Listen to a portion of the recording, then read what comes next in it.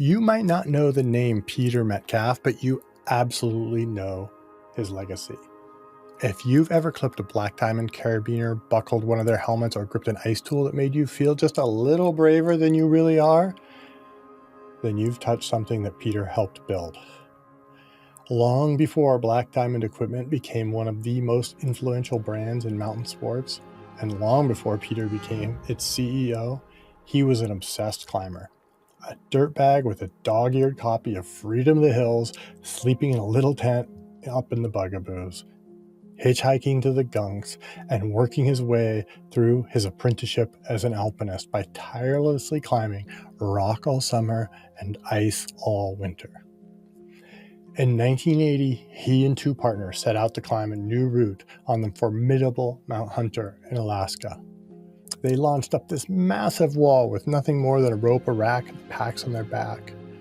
They expected their climb to take 6 days, and it took 13. On the descent, they experienced full-on out-of-body hallucinations, and one of them sadly lost all his fingers to frostbite. The story of that climb is raw and real, and it's a lesson in leadership under pressure and in trusting your partners. It is a story about choosing unknown transformation over the status quo. And it's a story about choosing to climb until they crossed over onto Sun Tzu's death's ground, where the only way to live is to continue to fight. A few short years later, Peter found himself facing a very different life or death situation. Chouinard Equipment, the legendary climbing company started by Yvon Chouinard, was bankrupt. Most people would have walked away, but Peter did not. As the general manager and against all outside advice, he organized a group of fellow climbers, not venture capitalists or bankers, climbers. Together, they scraped together the money, and he convinced his workforce to roll all their retirement savings into the collateral that they used for the loans with frighteningly high interest rates, and loans that they needed to survive. Peter will tell us what he learned in climbing his mountains and how those lessons shaped everything that came after for him. How risk in the alpine prepared him for risk in business, and how humility, honesty, and a shared purpose can build something that truly endures. This is a story about climbing, yes, but more than that, in the true spirit of uphill athlete, it is a story about becoming. My name is Steve House, and this is Voice of the Mountains.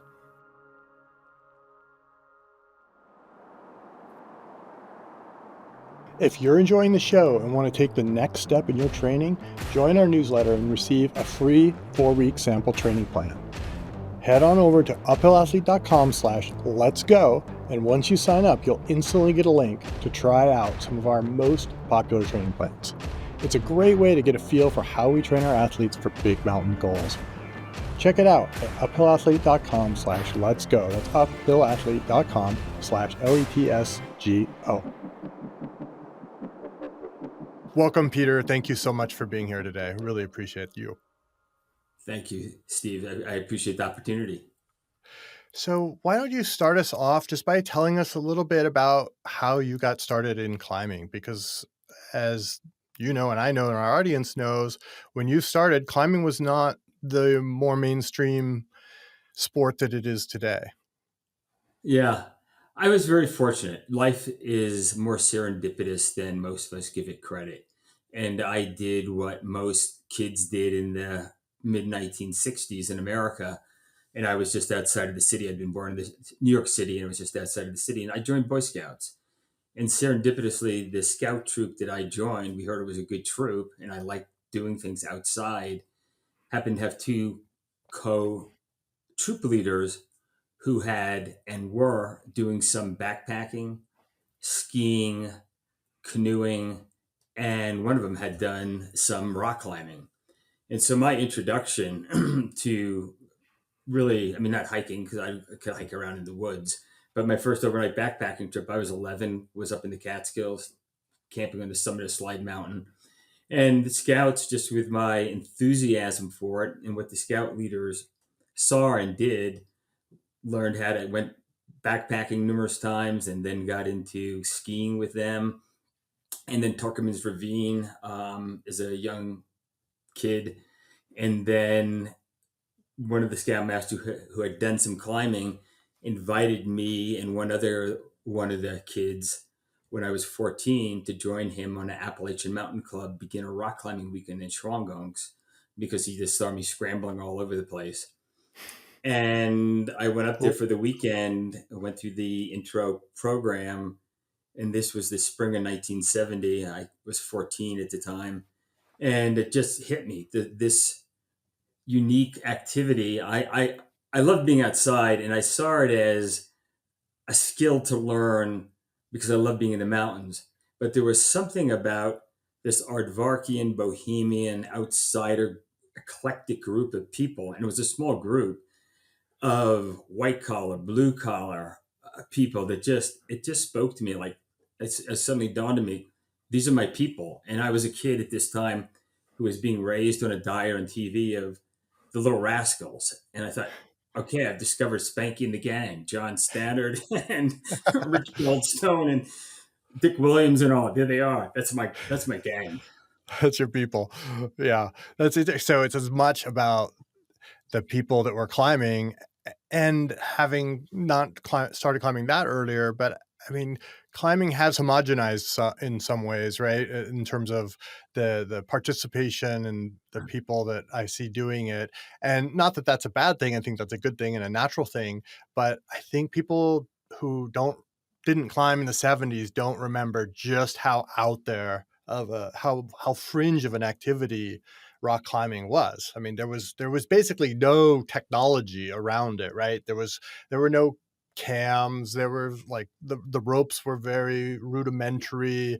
I mean, you probably didn't even have a harness to start with. You were probably just tying in with a bowline on a coil, I would guess. And so very, very No, it was different than bowling, now. and then rapidly learned that hey, a bowling and a coil are a heck of a lot more comfortable when you fall than a bowling. Than just a straight But bowline. Yeah. yes, you nailed it. I mean, it was very unusual. And when I came back to Long Island, just outside of the city, and told people what I did, nobody understood it. Like, oh, you're rock collecting. You're what? And Yeah. but it was okay. I mean, and to the point you made about it was the people who attracted me, but there was also I loved being outside. I'd done some fishing, a little bit of hunting, and many different things, but I didn't have a vehicle to channel that love of the outdoors in a I needed something that could soak up my thinking, my need for activity in some focused, skillful way. And I tried many different things, and at the end of that weekend, it just hit me that I think it's climbing.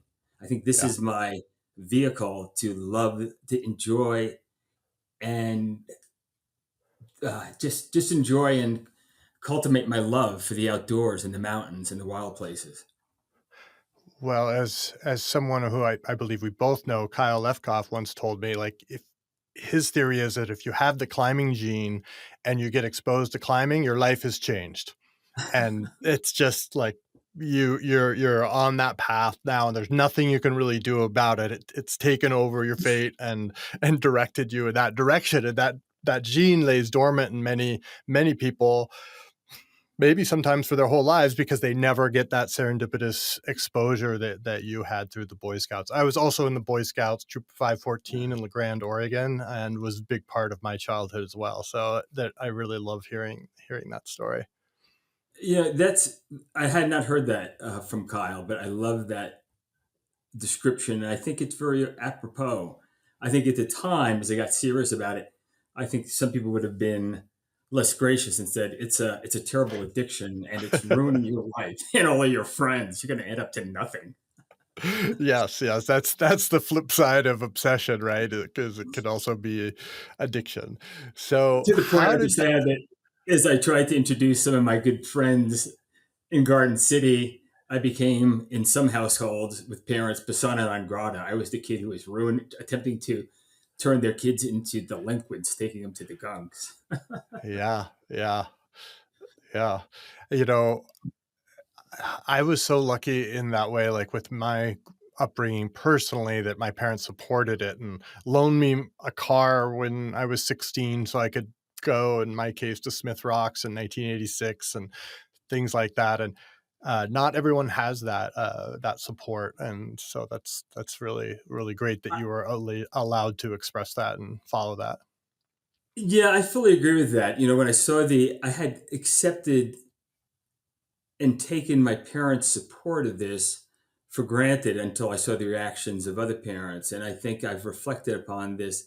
I think it was the fact that my parents were two immigrants to the U.S. who came here. My mother was a survivor of the German Holocaust survivor and came in her 20s to America after the war.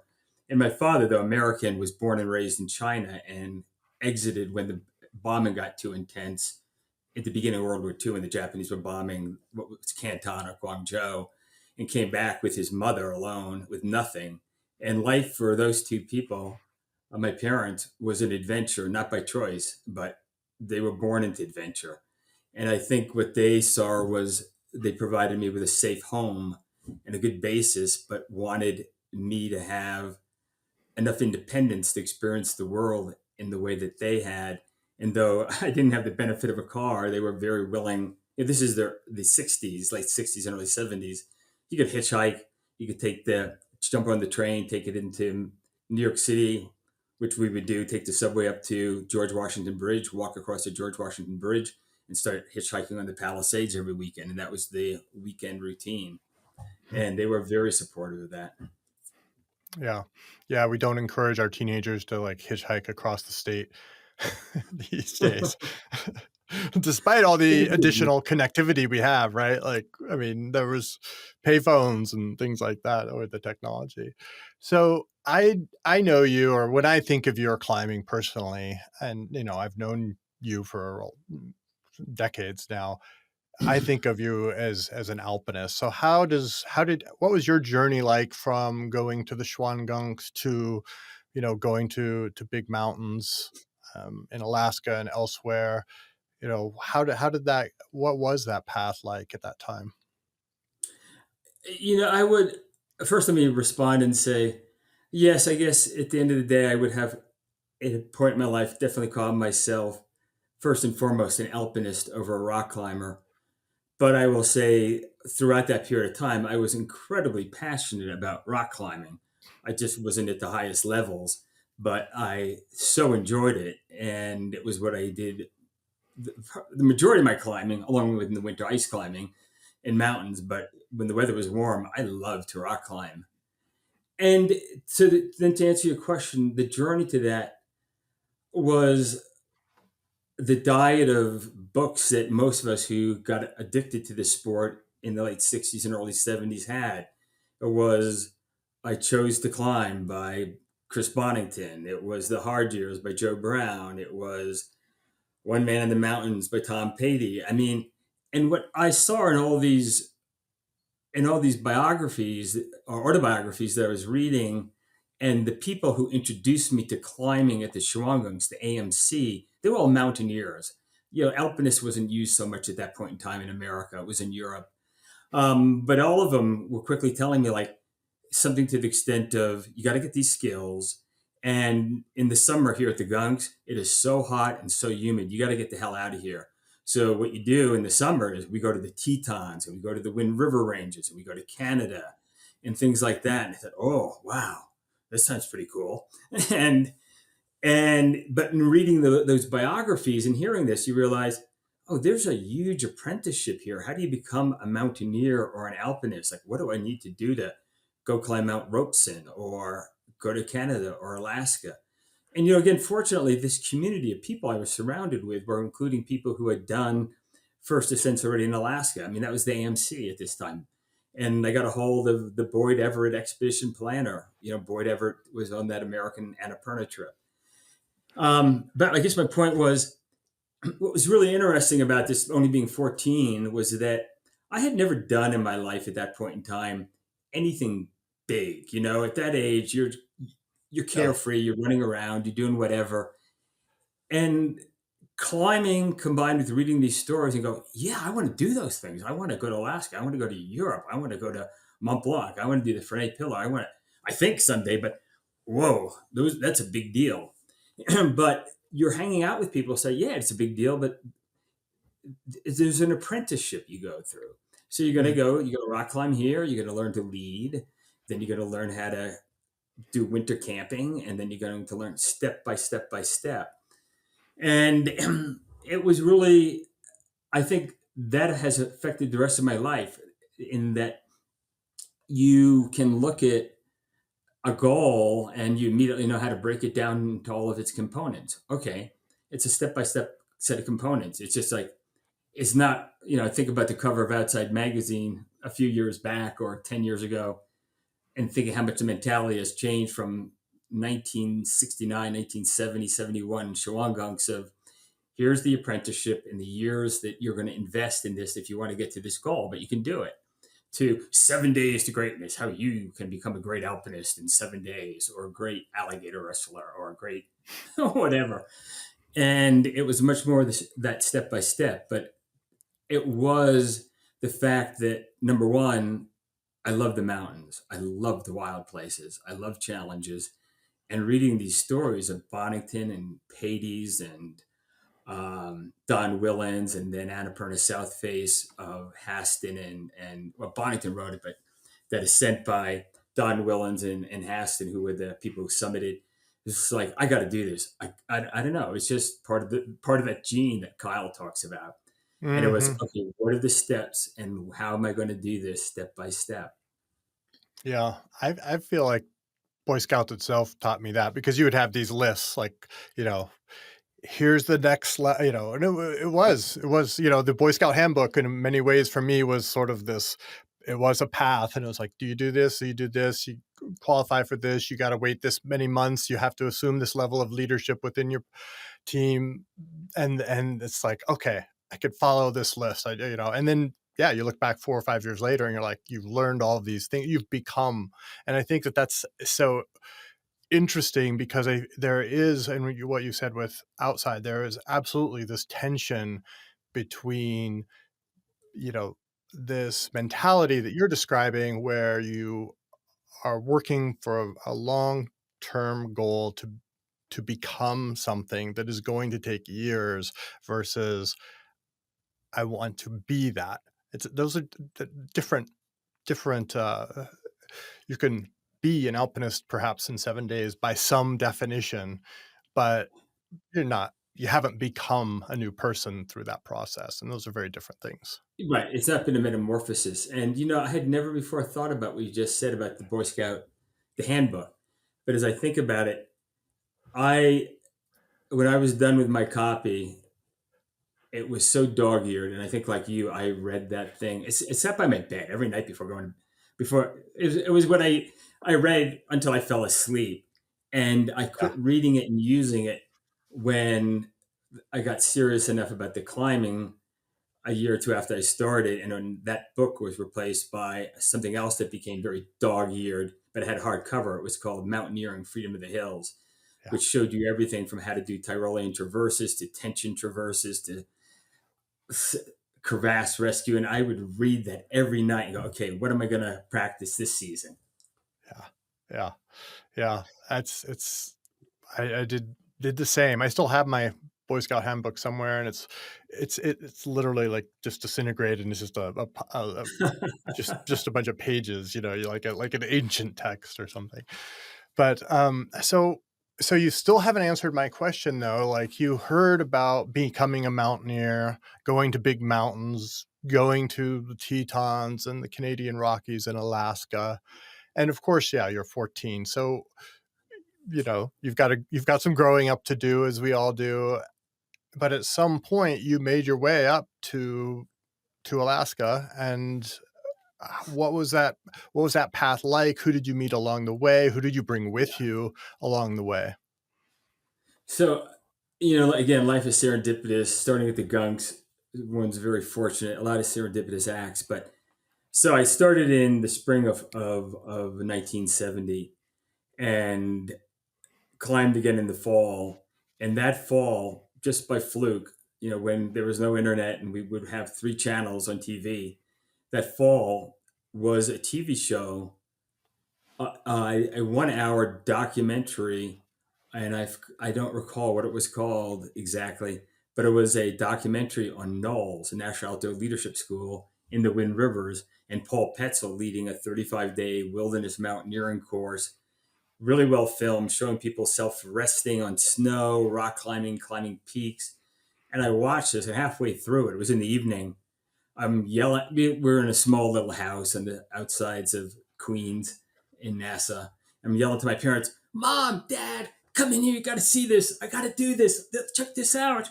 My parents caught a little bit of it and go, "Well, if you can figure out how to get there and do it, whatever, do that." So anyway, and I had, that wasn't cheap. I mean, the thing cost nothing in hindsight, but it still was a lot of money to save up. And I had with my brother a little lawn business, and they said, "Hey, if you can save up and do it." And I sent out for the course material, got the materials, applied for their Alpine Guide course, got accepted in early June of 1971, went west for the first time, flew out to Denver. I had to lie on my age because it required you for that course to be 16 and a half, and I was 15. So I lied. I figured that none of them know. I was pretty rabid and did that 5 week course. But that course was pretty incredible at that time. Petzold, who's a legend, Yeah. was on it for the first 10 days, and then he walks out bidding everybody a fair farewell.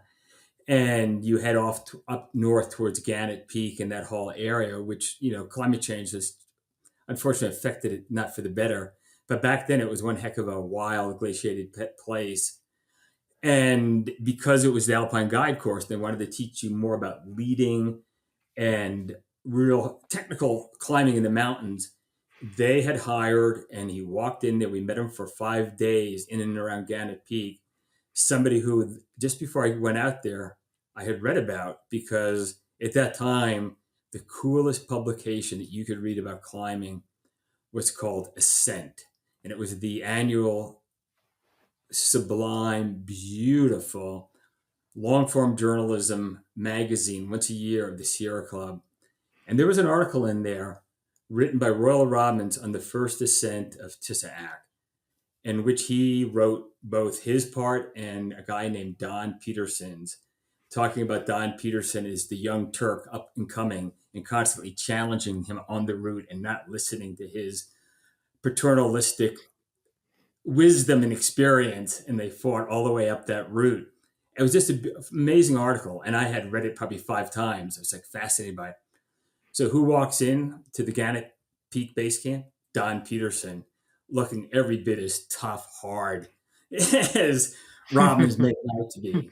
And I was like, oh my God, I am going to be rabid and just like do anything he says and be with him. And fortunately, on this course, 5 weeks in the wilderness, that's a long time. A lot of people were kind of burned out. And since it was voluntary, only 2 or 3 of us said like, yeah, I want to do this. I want to do this. So we did a bunch of climbing with him. We actually did a new technical route in Gannett Peak together. But I mean, just hearing his stories and climbing with that guy, by the time I left Knowles, I really felt like I had definitely come up a level. And one of the young guys who I really hit it off with, whose name escapes me at the moment, but doesn't matter. And I said, like, as the course was ending, have you ever climbed the Grand Teton? And he said, nope. But I'd love to. And I go, well, so would I. I think we know enough. Let's go up there. And so the two of us, as soon as the course ended, I had no deadline to get home until school started after Labor Day. So as soon as the course ended, we grabbed our gear and said, man, we're mountaineers now. And hitchhiked up to the Tetons, got to Jenny Lake, camped out there, and then started like investigating, okay, what's the route and this and that. And just somehow in the process, realized and talking to people there, like, you kids, I mean, we were 15. Before you might want to do the Exum Ridge, you might want to get a little bit more instruction. So we walked into the Exum office and talked to Glenn Exum about it. And he said, yeah, we have this advanced rock climbing class that teaches more about leading, more about placing pro with a guy named Herb Sweetland, who, as it turned out, did the first ascent of the Black Ice Couloir. And so we signed up for that class and got another day of leading instruction with Herb, who would have you then jump off his stuff on traverses and evaluate you. And then Herb said, one more suggestion. No, no, never mind. We finished that thing. Sorry, it was the one day, but we finished it with also a climb at Baxter's. And Okay. at the end of that, Herb said, I think you kids could do it. And so we went up and, yeah, climbed the Exum. We're lucky to have lived through it because we didn't start at 3 a.m. We weren't the fastest kids in the world. And I learned a lot about afternoon thunderstorms. So we got up near the summit in a raging thunderstorm Ooh, I had long scary. hair, frizzy hair standing out, sparks flying between the few carabiners we had. And I should add that I think we did that route with like 3 or 4 runners, 5 or 6 carabiners, like 3 pitons, and 1 Moac nut. Um, or I had Peter That's all you Limmers and my needed. Black Beauties. But anyway, we did that, came down, did a little bit more stuff, and then I hitchhiked back east to get home. But that fall, the next great thing was I got back and I'm not doing anything with the AMC anymore. But those people I had met through the AMC were people I was doing some climbing with. And one of those people was a wonderful guy who has since passed, Guy Waterman, Hmm. who had been one of the instructors. And he had 2 sons, Scooter, we had 3, one had passed, Scooter and Johnny Waterman. And he said that Johnny was a really good climber, and he and another climbing partner of his, he was out west, a guy named Leif Patterson, were the following summer of 72, putting together 2 week long mountaineering courses. And they had this 2 week course they were putting together to climb Mount Robeson by the Cane Face. And it was glaciated to learn a lot more about glacier travel, this sort of thing.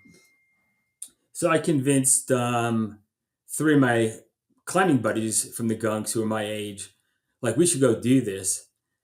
Got connected with them, signed up, did it, and then hitchhiked up to in the summer of 72.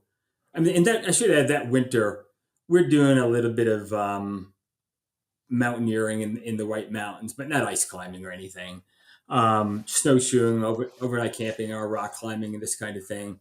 But anyway, in the summer of 72, hitchhiked out of New York City up to Montreal because at that time, for $35, you could go all the way out to the West Coast on the Trans Canada train.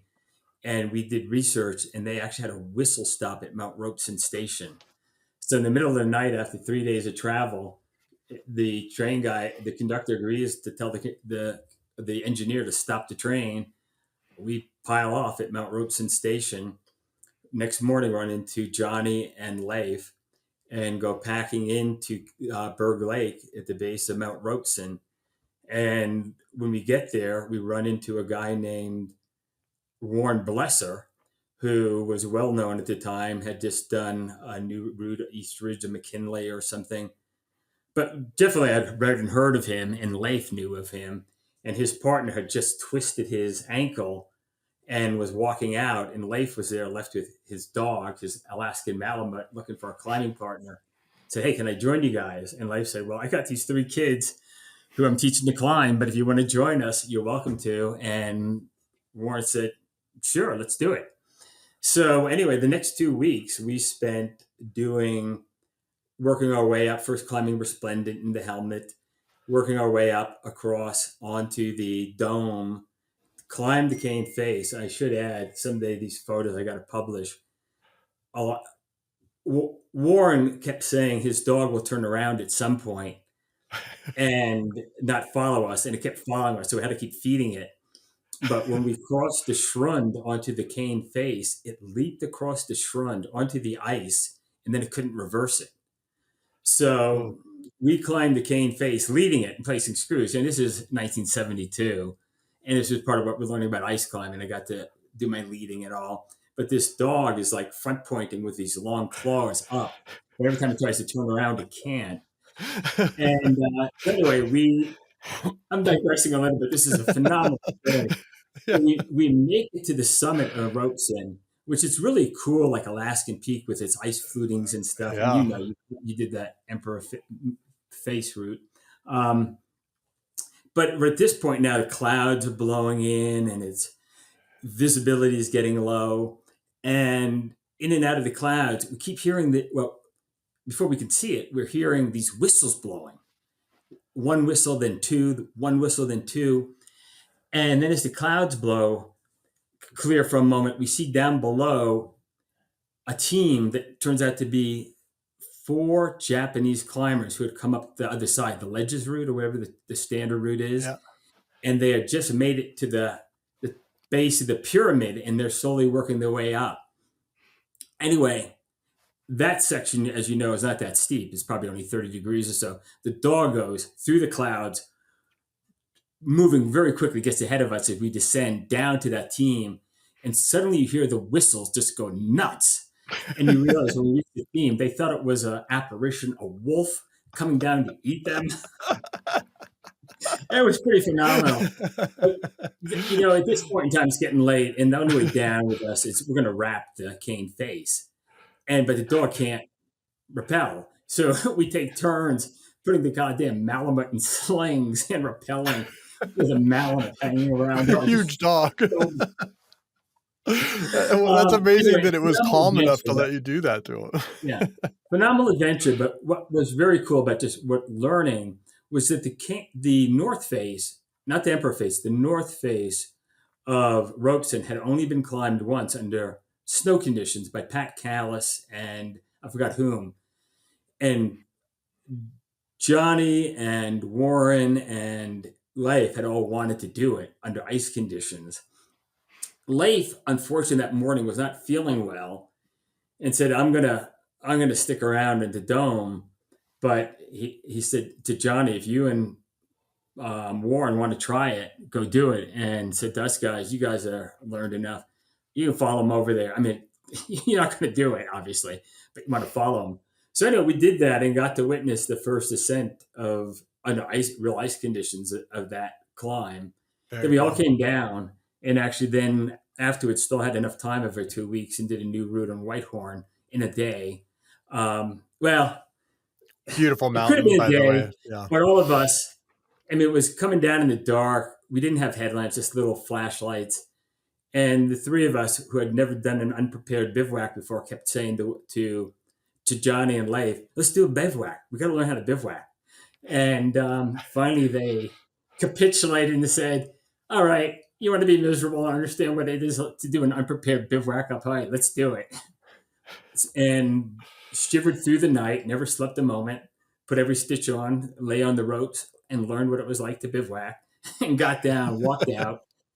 And then after that, it was a great trip and decided, all right, we still got 2 weeks left, hitchhiked down to the Bugaboos and had a great 8 or 9 days in the bugs and got to do everything from the standard routes and Bugaboo and Snowpatch to the Kraus McCarthy and Snowpatch. Wow. Pretty good routes for the day. Yeah, very And good. Yeah, also great routes. messed around with some Canadian climbers we met who were trying to do an aid route on Snowpatch and got to belay and actually try to do a few moves with them. But anyway, it was phenomenal. And then ultimately hitchhiked home at the end of the summer. And at that point, with that experience, I realized, as did some of my other climbing buddies from the Gunks who had had similar experiences, we need to do something bigger now. We need to go to Alaska. We're ready. And my AMC buddies that fall said, yeah, you guys are ready. So what are you going to do? I go, not sure. And did the reading, did the research, and determined that what we should do is not not the highest peak. Something we shouldn't. Let's not do something on Logan or St. Elias or McKinley, but let's do a new route somewhere. And let's do it on a peak that's 15, 16, 17,000 feet somewhere. And we just started reading, finding books, and we came across a book called The Cloud Walkers by Patty somebody or another. And in it, he talked about doing the second ascent or the first ascent of a beautiful peak called Mount Fairweather in Glacier Bay National Monument. And when we read about it and then went to the Alpine Club, we're in New York, so it's easier to get into the American Alpine Club's headquarters at the time, their library, realized, wow, that thing had only had, I think, one other ascent at this point in time. And it looked like there was multiple ridges that had not been climbed that were technical. We wanted to do something technical. And so, doing the research, we found out, Brad Washburn up in the Museum of Science had this amazing archive of from his aerial photography days, photographing every Alaskan peak. And that he would allow you to come up there and go through his books if you made an appointment. So early in the winter or late in the fall, we contacted the office and asked if we could come up there and look at photos of Mount Fairweather. And they said, sure, made the appointment. So we're in there, a bunch of, at this time, 17-year-olds looking through this stuff. And who walks through the door? Brad Washburn. Wow. And Brad says, hey, I heard you guys were coming up here and we're interested in Fairweather. Let me tell you about Fairweather. Have you seen my book, Bradford on Mount Fairweather? And I said, what? And he goes, here's a copy. And as it turned out, Brad had actually, when he was at the Harvard Mountaineering Club, had tried to do the second, I guess at that time would have been the first ascent, before Carpe, of Mount Fairweather. And what they did was they took the train cross country, took a boat up to Juneau or into Lituya Bay and started, and were on the mountain for 30 or 40 days and failed to do it, weather conditions, all this sort of thing. But I share that only because I'll jump back to that. And then Brad looked at the photos with us and helped us. And they said, well, there's that ridge is undone. That ridge is undone. That one looks really cool. And he goes, I'll go do that one. You guys can do it. I mean, you're going to be college kids in another year. I mean, yeah, go do it.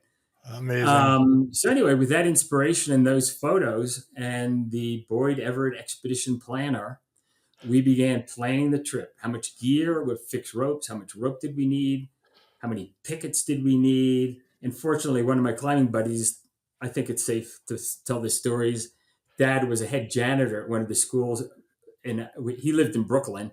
In Brooklyn, was able to put a requisition in for a whole bunch of 6061 T6 aluminum T-bar for something at the school that just happened to get cut up and drilled by us into pickets. Um, but Nice. what's interesting is here reading Brad's book and how he got there and the gear he had. Yeah. It was just shocking how between 1930 something and 1973, the methodologies, the gear, the stoves, the leather boots, the coated nylon and oil cotton had not changed. I mean, it was Mm. almost the same. No walkie-talkies, no. I mean, it was really so similar, the trip, and it turned out to be pretty phenomenal.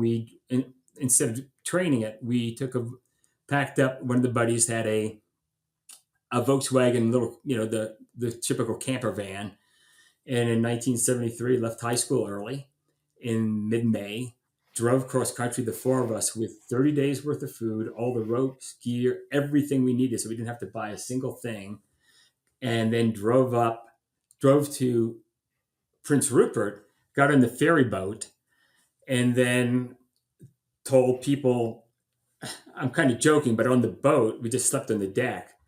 And people would see us with the gear, making our wands, cutting nylon, sealing it, taping it, gluing it to bamboo sticks. And people want to know what we're doing. We finally realized, because we didn't have much money, like, we'll tell you about it, but if you could bring us a hamburger or some food, it would be really helpful. And everybody was happy to feed us, these bored tourists on the boat. And then so we got to Juneau, pulled off there, pulled into Ken Loken. He was the pilot's office, walked in. And I think I forgot what we called our expedition. We came up with a name. Everybody had a name for their expedition. Right. And we walked in and we said, we're the so-and-so expedition. And Ken Loken's administrative assistant, secretary, et cetera, office manager looked at us and said, do your parents know you're here? You are the expedition? Yeah. Yeah, Yeah, that's us. yeah, yeah. We were expecting actual full-grown adults. Yeah, yeah, A exactly. bunch of It's us. teenagers. So anyway, Ken flew us into Latuya Bay, and we spent 28 days on the mountain, um, and had a phenomenal time. But you know what? I skipped a most amazing component of this story, which I got to tell you. So at this point in I love these time, and stories. um, the American Alpine Club, it still has it now, but back then I think it was more significant was there were these Boyd Everett mountaineering grants for young people to do new Mhm. routes up in Alaska. So we applied for those grants to the AAC and we got it. I think it was $150 each, which was very meaningful at that point in time. But because of that, of course, everybody at the AAC knew that. So people there knew that. And another part of the story that I forgot to tell you earlier was so the previous year, I told you we went to the Bugaboos. During those 8 or 9 days, we were at the Bugaboos. When we were the last day or two, we were there down. This was before the big hut was there.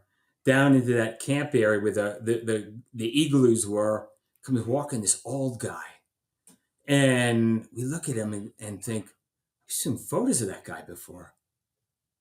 And we walk up to him and just start talking to him, and just asked him like, "Hey, where are you coming from?" And he goes, "Someplace in the Vals." And you go, "Where?" Anyway, it's Fred Becky. And Fred at this time was a whopping 48 years old. I just thought, like, there's an old guy here. And anyway, so we chatted to him for a while and this and that and told him a little bit what we had done. Okay, so done. So now, fast forward. So we're working on this trip to Fairweather, picked out the route, applied for the grants, we're told we got it. I'm at home one night. At home, it's my parents' home. Phone rings, and my mother yells to me, goes, "Hey, Peter, it's phone calls for you. It's somebody named Fred Becky." And like, huh? And I grab the phone and go, "Hello?" And it's Becky. And I go, "Yeah." And he goes, "This is Peter Metcalf?" I go, "Yeah." And he goes, "Oh, good. I'm glad I got you." And he goes, "Yeah, we heard about you and some other kids trying to do this new route in Fairweather. It's way above you." Like, what? And he goes, "Oh yeah, yeah, like it's way above you." And I go, uh, "Well, thanks for the advice, but we're keen to try it anyway." And he goes, "Well, you guys were trying to do a first ascent, right?" And he goes, and we said, "Yeah, yeah, well, that's what we're trying to do." And he goes, "Well, it won't be a first ascent." And I said, "What?" And he goes, "Because we're going to beat you to it. I'm going in there with Greg Markov, Jim Wickwire, and Dusan Jagursky. And we're hotshot climbers. And we're going to have done it by the time you get there." And so I said to him, "Well, that's okay, because we won't know you've done it. And if we have heard you've done it, we won't have read anything about it. It'll feel like a first ascent to us. And that's all that matters. We're looking for an adventure." And he argues for a while and then end of story. And so Oh, when we get there, Fred. who's in Ken Loken's hangar? Jim Wickwire, Dusan Jagursky, and Greg Markov. But who's missing? Who were truly like the big muscle of the mountaineering They world were at the that big time. dogs. And Yeah, yeah, no shit, they were the big dogs. yeah. You're like, whoa. But who's missing? Fred Becky. And it's like, "Where's Fred?" And we just start talking to him. "Where's Fred?" And they go, "He's late. He got stuck on some peak in the Bella Coola range, and we're waiting for him to show up here." And Oh, I said, "Oh, well, I guess we're going to get in before you." And they said, "Hey, look, you don't need to worry, but it's no competition between us and you kids. And if, for that matter, you shamed us into deciding that if you thought you could do this, we looked at it hard. We are experienced. We're going to do something much bigger. So we're going to go do the first traverse of Quincy Adams. There's a group of peaks there. Do a harder route, et cetera, et cetera." Which I was like, "All right, touche, good." But I mean, it was great. So we did get flown in first, and right there. But initially, we're ferrying loads. We got 30 days worth of food, ropes, etc. And we ran into them on day one, day two down there, and then they disappeared, and we didn't see them. And we summited, and during our climb, there was a massive earthquake, And thank God where we were on the ridge, because every face in that cirque of every peak fully avalanched. And we're Mhm. wondering, where are those guys? I hope they're okay. Anyway, we come down, and I think we came down towards the landing site, working our way through the glacier on day 26 or day 27. And God, amazing enough, there they are. We can see them in the distance working their way down through with their loads. And they got out a day before us, and they succeeded. We succeeded. But it was an incredible experience. Yeah. And that, I guess, is the journey to alpinism in Alaska. And then, of course, my appetite for Alaska was now turned on. Yeah. And, I mean, I think any alpinist that you talk to has threads of this story in common, whether it's, the people they met, the things that happened. Yeah, just so many. I think about my own trip, my first trip to Alaska. We went up there. We thought we were going to climb Mount Hunter, Mount Foraker, and Denali all on the same trip. We went in with we didn't have much money, so we went to Costco. This would have been 1991 or two, and we bought macaroni and cheese and top ramen. Those were our two meals. We had food for 45 days. But it goes without saying we climbed nothing, right? But we tried a bunch of stuff. We got our butts kicked by weather, by conditions, by our own lack of skills, and met people who I ended up knowing for my entire life, just both climbers and some of the characters that reside around Talkeetna, and run their flight services and all of the other infrastructure up there, the climbing rangers. I mean, everyone's got these stories, and you don't realize as a young person, when you step into these theaters, you really do step into history. Like, you step into live history that's being written by your being there and these other people being there. And I mean, these are it's our shared history and culture. And there's so much that's familiar with your story, that me not having known any of this from you personally, but so much of these threads are familiar. Steve, that is so well said, and I've thought about that myself. In that, perhaps that's why for our generation, this history was so powerful, and why we read all these books and biographies, because it was tangible. We met these Mhm, people, the legends we got to actually hang with and be around, and mhm. it wasn't elitist. It just what you learned from their presence and seeing them was just so powerful. Yeah, yeah. So you I think it was, correct me if I'm wrong, but 2 years later went to climb Mount Hunter by a new route with was that 1974? What? No, it was yeah, but you got a good part of this down. So 2 years later, I go to do a new route in 1975 on Mount McKinley. Okay. We called it Reality Ridge, the southeast ridge of the South Spur, and it was with several of the same people who I had done Fairweather with, three of the same, two of the same, and one new partner, a partner that I had met in the fall. I spent the fall of 74 and the spring of 75 living in the valley, Yosemite Valley. So, yes, I was a rock climber. And one of my valley partners from the fall of 74, who then we went back and lived there in the spring of 75. But yeah, we got hooked on Alaska and began looking at, let's do something on McKinley or Logan or St. Elias, and came across the reality, what we called Reality Ridge, the southeast spur of the South Ridge, and decided, like, okay, let's go do this guy, and let's do it capsule style instead of leaving a bunch of ropes. This is still before things are being done alpine style up there. Hmm. The gear was still not that good. It was better then than it was 2 years earlier. And so what we ended up doing was driving the Alcan that time up to Alaska. But first, I spent the spring living in the valley, and my buddies picked me up in California at the valley with my other climbing partner, and we drove up there with all our gear again. This is one hell of a story too.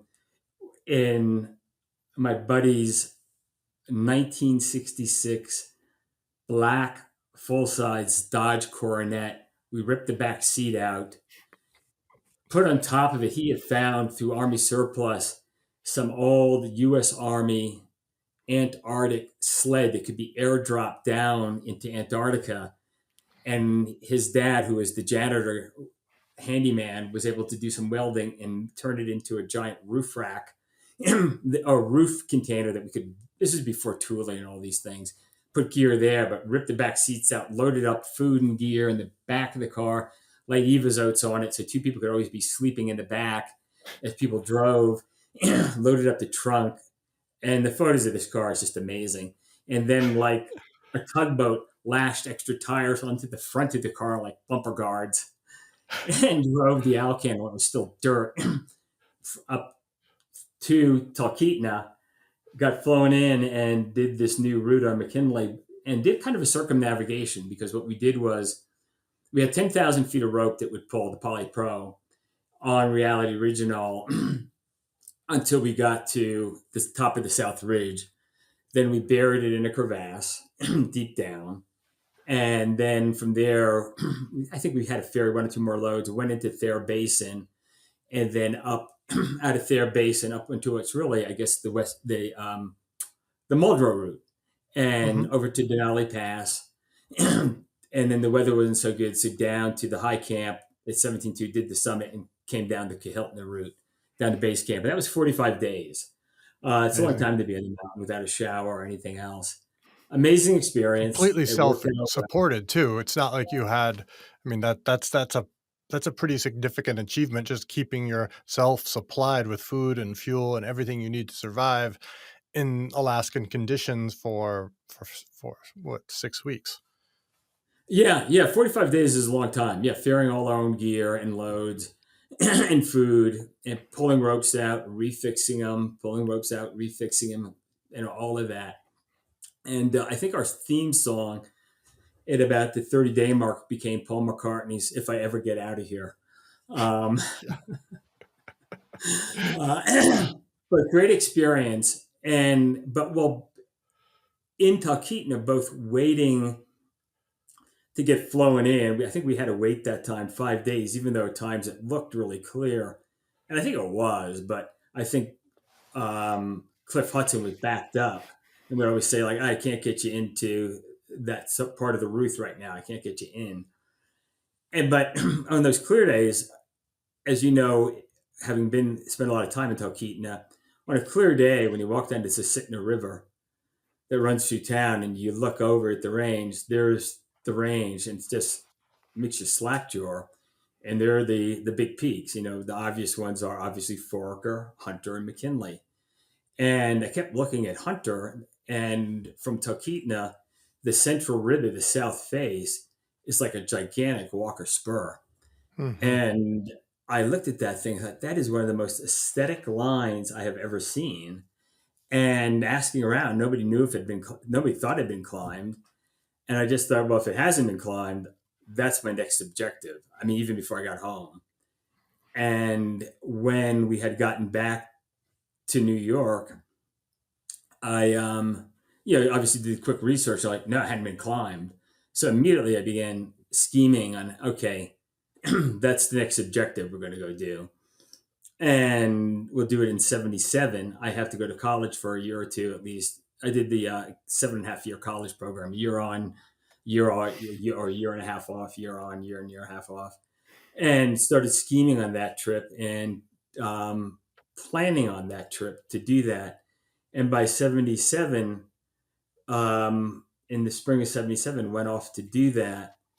However, this was now a totally new one person from my previous two Alaskan climbs, and then two new people I had climbed with, not in Alaska, no real alpinism, cragging in Eldo, Colorado, a few other places, but they had each done ice climbing and some alpine routes here and there.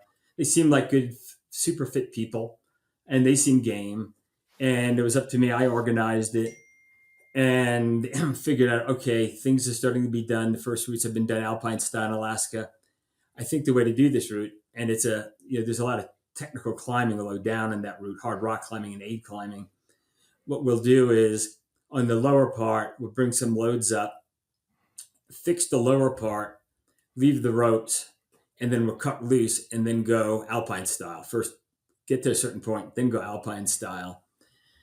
We drove all the way up there again, and the first signs of problems began on the drive. As you know, that's a long drive in a little vehicle packed to the gills, and you can already begin to sense this group of people, unlike my other two climbs where we had spent so much time training together, like doing a winter traverse of the White Mountains together, camping together. I mean, we had done a lot together, and suddenly realizing, wow, there's something called group dynamics here, and began just sort of learning more about everybody's skill. And we get flown in, and when you get flown into the base of a big peak like that, especially if you've never been to Alaska before, it can be a soul searching moment as you start up one of these big routes. And as it turned out, one my partner from the two previous Alaskan trips, who was a really good climber, had amazing route finding ability and all, had been in school working on he's already, I think had already graduated at this point, but working on his PhD now, and just doing a lot of studying and not climbing a lot, and was not what I'd call super fit, though very capable. His insights and wisdom are impeccable, but his fitness was not great, and he seemed hesitant to really commit. Another partner who had never been to Alaska before, the only one who had never been to Alaska before, um, was looking at all this and being pretty overwhelmed by the whole scene and starting to think like maybe this isn't for him. The third person, who had never been done any serious alpine climbing with, this cragging, who had done one route in Alaska before, um, was rabid about let's just do it, and seemed to lack some judgment, in my opinion. And the chemistry as we were on this route for 5 days between the people was not working. So I had one partner who's like, "I'm done. I'm you guys do it. This is not for me." My partner, who was very experienced, I did these other two routes with, but not super fit at this point in time, and very concerned about decision making. Saw the other person's very rabid enthusiasm as almost, and I have to agree with him, a little bit irrational in some of the things he was saying, and like, this is a good way to get killed. And then thirdly, just this idea of when we're going to cut free of these ropes. Once you start climbing with fixed ropes and say we're going to go for it, you look at your kit and all, it's like just questionable. And I guess I'll make a long story short. It was clear this wasn't meant to be. The approach of trying to do it in a mixed style, a team that had not climbed significantly together, the human dynamics of that team, um, it just wasn't gonna come together. And I also realized then at that point in time that not a single one of us there had the experience to do that route alpine style. It was too big, too technical. And though I had done two routes in Alaska, it was in that style. And though I had done plenty of alpine climbing, I'd never done what I'd call a big alpine route in the Alps or Canada, multi-day route. And so we flew out, and there was a lot of disharmony, as you can imagine, after all the effort and money sacrificed and time. But even as we're driving back down to Alcan, not talking to one another, um, luckily I got dropped off in the Canadian Rockies and still had a pretty good summer of climbing in the Canadian Rockies with one of the people. But I did realize I'm going to go back. It's probably, it won't be a year, it might be 2 years, but I need to spend at least one full season in the Alps. Do some of the great North Faces, Matterhorn, Walker Spur, Bonatti Pillar, just bigger routes, multi-day routes, and just feel really good about climbing multi-day routes with my partners. And so the next 2 years, I ended up climbing in Europe for 2 summers with a host of different partners, doing those great routes and really getting great experience. and decided, okay, 1980, we're going to go. And picked, it was going to be a team of four. Um, no, it was going to be a team of three. Sorry. It was Charlie Fowler, who I'd been climbing with in the Alps, Glenn Rando, who I'd done a ton of climbing with, and had just done a new route a year earlier in Mount Huntington, and me. And then Charlie fell in love and decided he's not going. So somebody else who I had not climbed in the Alps with, but I had done a lot of rock climbing and ice climbing with, as said Glenn, was Pete Athens. So talked to Glenn and said, I'd like to invite Pete, did some more climbing together, and game on. And it was up to me to sort of organize, okay, what's the style? How long is it going to take? Because I'd been there before, Mm-hmm. and plan the trip out. And anyway, did that. And that's what ultimate got us to in the May of 1980 to Talkeetna and the Tokasitna at the base of Mount Hunter to try it again. Mm-hmm. Mm-hmm. And with a totally different, what was the group dynamic on that trip?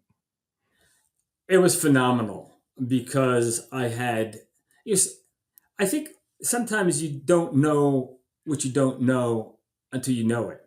And what I mean by that is you sometimes take things for granted. So my first two Alaskan trips, dynamics were great. We had spent time together, and I just thought, like, yeah, you climb some with people like we get along, it's all good. And then on that first hunter adventure, I realized among some of the other reasons we failed that no, it's not a given that people are going to in these very stressful, very challenging situations that they're going to mesh and bring out the best in each other and support one another. So that was something I was highly cognizant of with this team, and what we needed to do this. I also recognized at this point, having been there once and been on it and backed off of it, that this was going to be the most, up until that point, without question, the most serious climb of my life. And it was a climb that I also realized and explained to Glenn and Pete, this is something we might not come back from. And it's not that we had a death wish. It was just that this was important enough to me, and I wanted to communicate that to them, that this was going to take everything we had. We had to be our best. And even with that, the outcome was not guaranteed, nor is our coming back. And I remember at this point, because I won't go into details, I had already had now several partners killed climbing and people I knew well. And so I had to go through that experience. Actually, the previous summer in Chamonix, when my climbing partner from Fairweather was killed, and went through that experience of having to tell his wife, call his dad, meet them at the airport, and go through that trauma. And I think my realization at this point in time was also that not only do we have to accept our own risk factors in this, but we have to understand that there may be other people who are going to be affected if we get killed. And we need to make sure those people know what we're doing and why we're doing it. And we accept the risk and understand that so they can accept that. And I Mm. actually wrote a letter to my parents and said, do not open this letter. My brother saved it, explaining that to them. I said, open in case of problems or something like that. I think I gave it to my Mm-hmm. brother and explained it to him because he had Mm-hmm. it. Mm. So I just share that because I wanted to be sure they and all of us understood what we're getting into and why it was the dynamics was so important, and the training and thinking through every piece of gear we had, and testing it beforehand and making sure that this was right. Mm-hmm. Mm-hmm. Mm-hmm. Yeah. And you chose Glenn and Pete rather, I don't know what the right term is, deliberately, almost surgically. Like, I mean, obviously Charlie, I snickered a little bit when you said Charlie fell in love, having known Charlie as well. Like, it sounds like a typical Charlie story. Charlie fell in Yeah. love. And rest in peace, Charlie. But when with Glenn and Pete, also, just some of the best, both some, the best climbers in the game at that time, and you chose them. You set the table with these intentions and awareness. That takes a lot of that takes a lot of self-awareness, and you have to be, I think, pretty vulnerable with what that means, right? Like, you have to be honest about what you're actually talking about. You're actually talking about life and death, and as you said, affecting how that affects other people, what you're choosing to do and why you're choosing to do it. That's a lot to lay out. Yes, it's really well said, Steve. And I would also add that, I actually at that point in time, Pete was not the climber he became. I think Hunter really was a giant stepping stone to his Hmm. becoming the great climber he became, because up until That that makes point, he sense. had not been to Alaska. And both Glenn and I recognized, I had climbed with him, by the way, the previous summer in the Alps. We had done the American Direct on the Drew in 3 or 4 days, and several other longer multi-day routes. And so at this point, I was definitely much more experienced than Pete, but he was strong. And to the point you just made is that it's not only experience. I mean, technical ability is really, really important experience. But I would add that if I'm having to choose between experience and thoughtfulness and awareness and chemistry of the team, I would choose the latter. And what I knew with Pete, having been through some challenges on the climbs we did, the guy is very thoughtful. He has humility. He knows what he's willing to admit when he can't do a lead, and he's willing to tell you when he can. Um, and to your point, you were saying earlier is that in the team dynamics, what have to you have to have 100% confidence in the competency of your partner, and you have to have 100% confidence that there's enough absolute brutal honesty with your partners that they're not going to take the lead in a situation like this where you can't fall if they're not up to it. That they have Yeah, to say, "I'm just not up to this," yeah, or like, "Hey, I'm up to this. I'll do it." And they have to be able to say anything and everything that's on their mind that's going to affect their performance. And a realization that, this is really a cliche, but it's so true. It's like, you're only as strong as your weakest member. And if somebody's not healthy and well, you're not taking care of your team or your partner, you're screwing yourself. mm, Um, so there's all those are such important dynamics in working with a team of people to get things done. And you're looking for humility and a lack of hubris in people, so that they're so honest in acknowledging their fears, their concerns, and that you can talk through things and find a solution, and everybody can agree with it and not fight over it. right, right, yeah.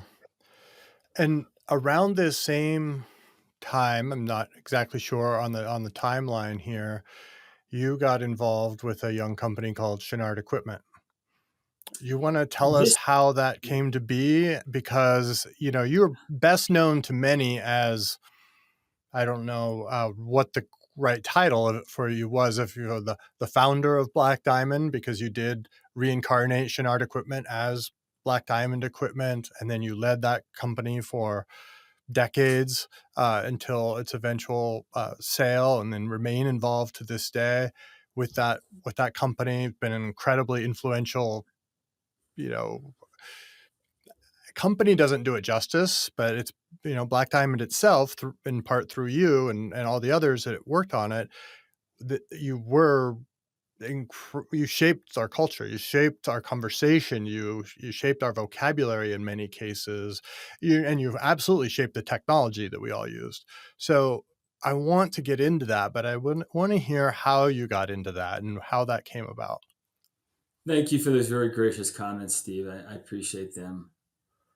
So, America is a place to be a quote professional climber in the 1970s into the early 80s was very different than it is today. And so I continued after Hunter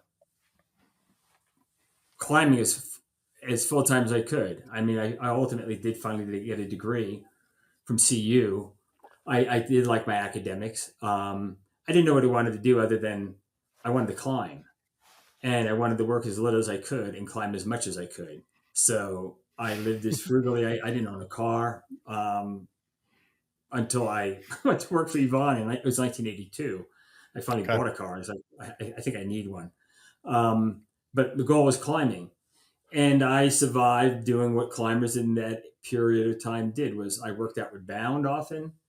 I did a little illegal guiding. I worked as helping out at the Climbers Ranch, some at the Alpine Club. I spent 2 winters throwing chain with Mike Munger and Angus Thurmer on drilling rigs in Wyoming in the winter. I was a chain hand on Wildcat rigs, Cool. and it was reasonable money, and but not great work. And I realized, and also I should add that in the I went back, spent some time in the valley again, and some of the weekends, Fred Becky would come up, and I would do some climbing with Fred. But I share all this because I realized that by 81, I was starting to think like this is not a good long term sustainable model. And I was looking at Fred candidly and going, I want to have more of a career than Fred. I need something besides just climbing and working on rigs, working outward bound, picking up work. That's not a future there. I need something more. And so this is 1981, and I'm traveling, climbing with what I call the more serious climbers of America at the time, and a few of them are starting to get this new job, which I'd never heard of. Is called sales repping, and it seemed like they could keep climbing, and they own cars, and they would just stop by all the retailers I knew. I knew Bob Culp, I knew Gary Neptune. I could go talk to those guys, and they just show them some product, talk to them about product, and get orders. Go to the next shop, go climbing for a couple of days, and I thought that might be an interesting way to break into a career. I mean, I got a degree in poli sci and an economics minor, but that looks pretty good to me, and I could keep climbing. So I just started sending out letters to people I knew at companies that I had hustled free gear from for expeditions. That I was aware of this. Here's who I am. You know who I am, Yeah. and I'm ready to start getting more serious about working. And I think it would be a great rep. And corresponded with all of them and whatnot. And one of the companies I sent a letter to was, I didn't know Yvonne, but I had met him, but he didn't know me. But I knew people who knew him, and I knew that two of the people I'd run into Henry Barber and another guy climbing, Howard Sloan, who were reps. And I just said, okay, I'll mention those guys. And sent the And letter we're off. talking And said, about, sorry to interrupt, but we're talking about Yvonne Chenard, who founded Chenard Equipment and Patagonia. yes. And so started corresponding about a rep job. And and Patagonia, Chris McDivitt, who was at the time, general manager of Patagonia, replied and said, Yvonne says he's interested. We're interested. We'll talk to you. Why don't you come to Chicago? There's a trade show in Chicago at this date and interview. And I just wrote back a letter at the time. I didn't tell her I didn't have a car, but I didn't have a car and I didn't have any money. And I'm like, I'm not going to Chicago with to interview for this job. And then another opportunity came up somewhere, but at this point, climbing was working really well, and it was going to be a sacrifice to go somewhere to interview for the job. And I just blew it off. I didn't even respond. And I just at this point, so now we're at the spring of 1982, and I got contracts that summer with Outward Bound. I fly up to Alaska in May with Glenn Randall. We do a bunch of good climbs on Fork and McKinley. And I'm like riding high. Like I'm not even at this point thinking about repping right now. I just delayed my future. But when I get back from Alaska in late May or early June, there's a letter waiting for me. And it's from Chris McDivitt. And she begins with, "This is the last letter you will ever receive from me." So that's quite a beginning. Well, And she says that Avon last year split his companies up. And this up until 1981, there was one company, and it was the maker of it was Chinook equipment, and it had Patagonia clothing, it had Chinook equipment climbing hardware, and GPIW, which was a retail store and a mail order operation. And what the letter said was, we split the companies up. I'm running Patagonia. Somebody else is running GPIW retail. Yvonne thought he was running Chinook equipment, but it's become clear to me and him that somebody needs to run it. And at this point, the company is sub $1 million and it's declining. And you cannot tell the history of global climbing without telling the history of short equipment, whether you're talking about big wall climbing and pitons, or free climbing hexcentrics and stoppers, or ice climbing with the rigid crampons and curve pick tools. But Yvonne had begun really focusing by the late 70s on Patagonia. And by 1982, that company hadn't even done a catalog in a couple of years. Wild Country was crushing it with its rocks and now Friends. And Short Equipment was going backwards very quickly. But the reputation was strong. You don't ruin a reputation like that um, very easily. And I should add that to me and many people of my generation, when I received the 1972 Short Equipment catalog, which was not a catalog, it was to us in my generation of climbers what Mao's Little Red Book was to the Cultural Revolution. This was something that, yeah, it sold some gear, but it told you how you use the gear. It told you how you dress. It told you what your ethos were, what your ethics were, what your morality should be. It showed you how to dress, how to act, how to behave. I mean, this was a template. I mean, it was like Yvonne was the angel Moroni bringing the golden tablets to the Mormons. I mean, it was yeah, this powerful. And I share yeah, that because I had become, I was a full time climbing bum. I had reduced my worldly possessions down to literally a single haul bag. I didn't own a car. And I had that catalog in there. That catalog I had. I still have it today, 50 years later. Um, so to me, when this letter comes and I'm told that Yvonne is looking for a general manager and that he looked at my resume again and said, give that guy a call and let's interview him. I thought, all right, stop everything. This isn't a rep job. This is to go work for the guy who wrote the Little Red Book. yeah. And so I immediately called Chris as soon as I got that letter. I just stopped, read it, and get on the phone. Call the phone number. Chris picks up. Patagonia is $1 million company. It's a tiny place. Yeah. So, Chris, this is Peter Metcalf. I just got your letter. She goes, who? I go, Peter Metcalf. She goes, Peter who? I go, hey, this is the letter I just got. She goes, oh, yeah. And I'm expecting to have a nice conversation. And she goes, you got to talk to Vaughn, not me. But he's not here. He'll be here in 5 or 6 days. And or on this date, call at this date between these hours on this date and talk to him. And I go, okay, I'll do it. And immediately my brain really gets focused. I want a shot at this job. This is like the chance of a lifetime. And so I hop on my bike and start riding out to all the retail stores. I know Gary Neptune. I know Bob Culp. Bob, tell me about Chinook equipment. What's good about it? What do you see? I mean, I knew as a climber what I was perceiving and what was happening, but tell me about their service. I want to know everything you can. And then I went out to Low because a friend of mine, Buck Tilley, who I'd climbed with, was the sales manager of the Low Pro line there and talked to him. I went around anybody who was in the industry, getting as much info and knowledge as I could about what that company was up to and what was doing. And then, of course, I had my own ideas on gear, having used Chinook gear for a long time and where I was at. And then I sat down and put together a 2-page letter to Yvonne saying, this is why I want this job and why I think, even though I have never run a business and whatnot, I think you could train me. I think I'm your guy. And for the first time in my life, rode my bike over to the FedEx office, threw down what was a lot of money, $25 to mail somebody a letter. So he would have it when I called.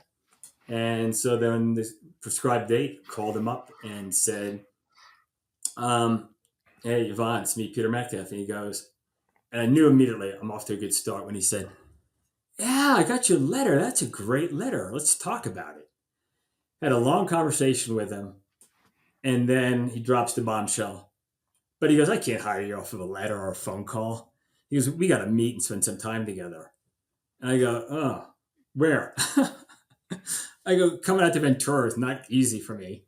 And he said, well, I'm in the Tetons. I go, well, I got these 3 contracts with Outward Bound this summer. I'm leaving shortly. I got to start working.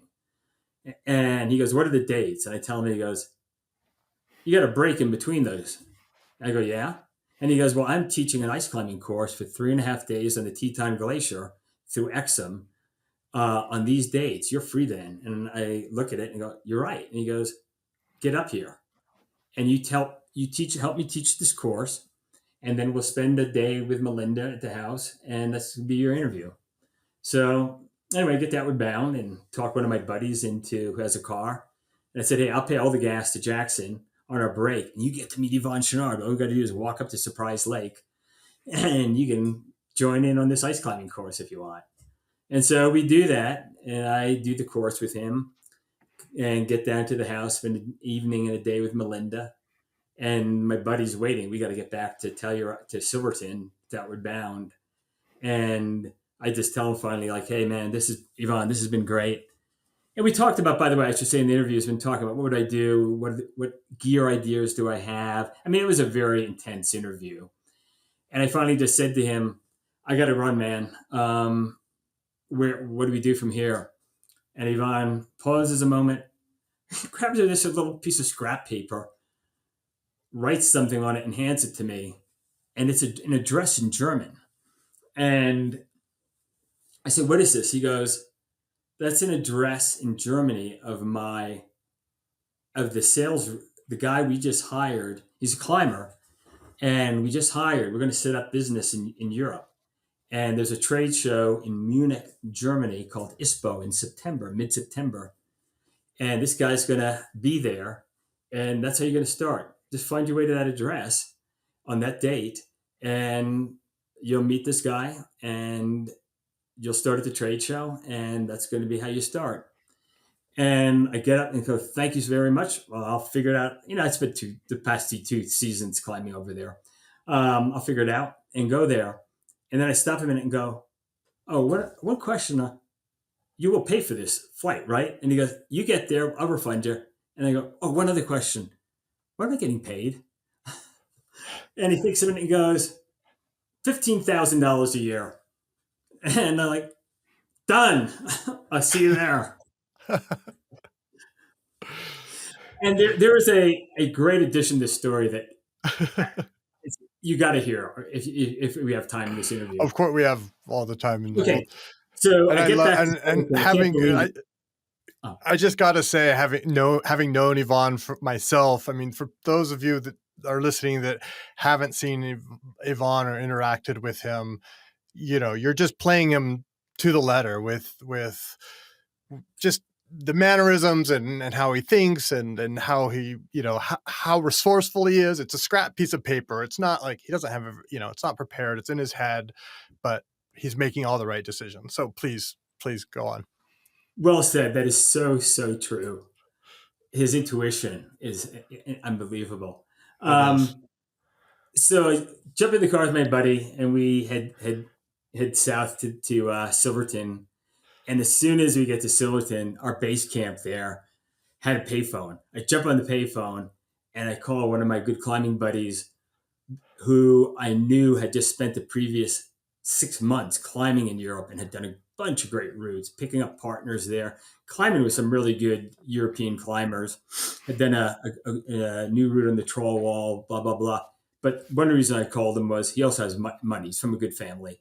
And he always had time to take off and money.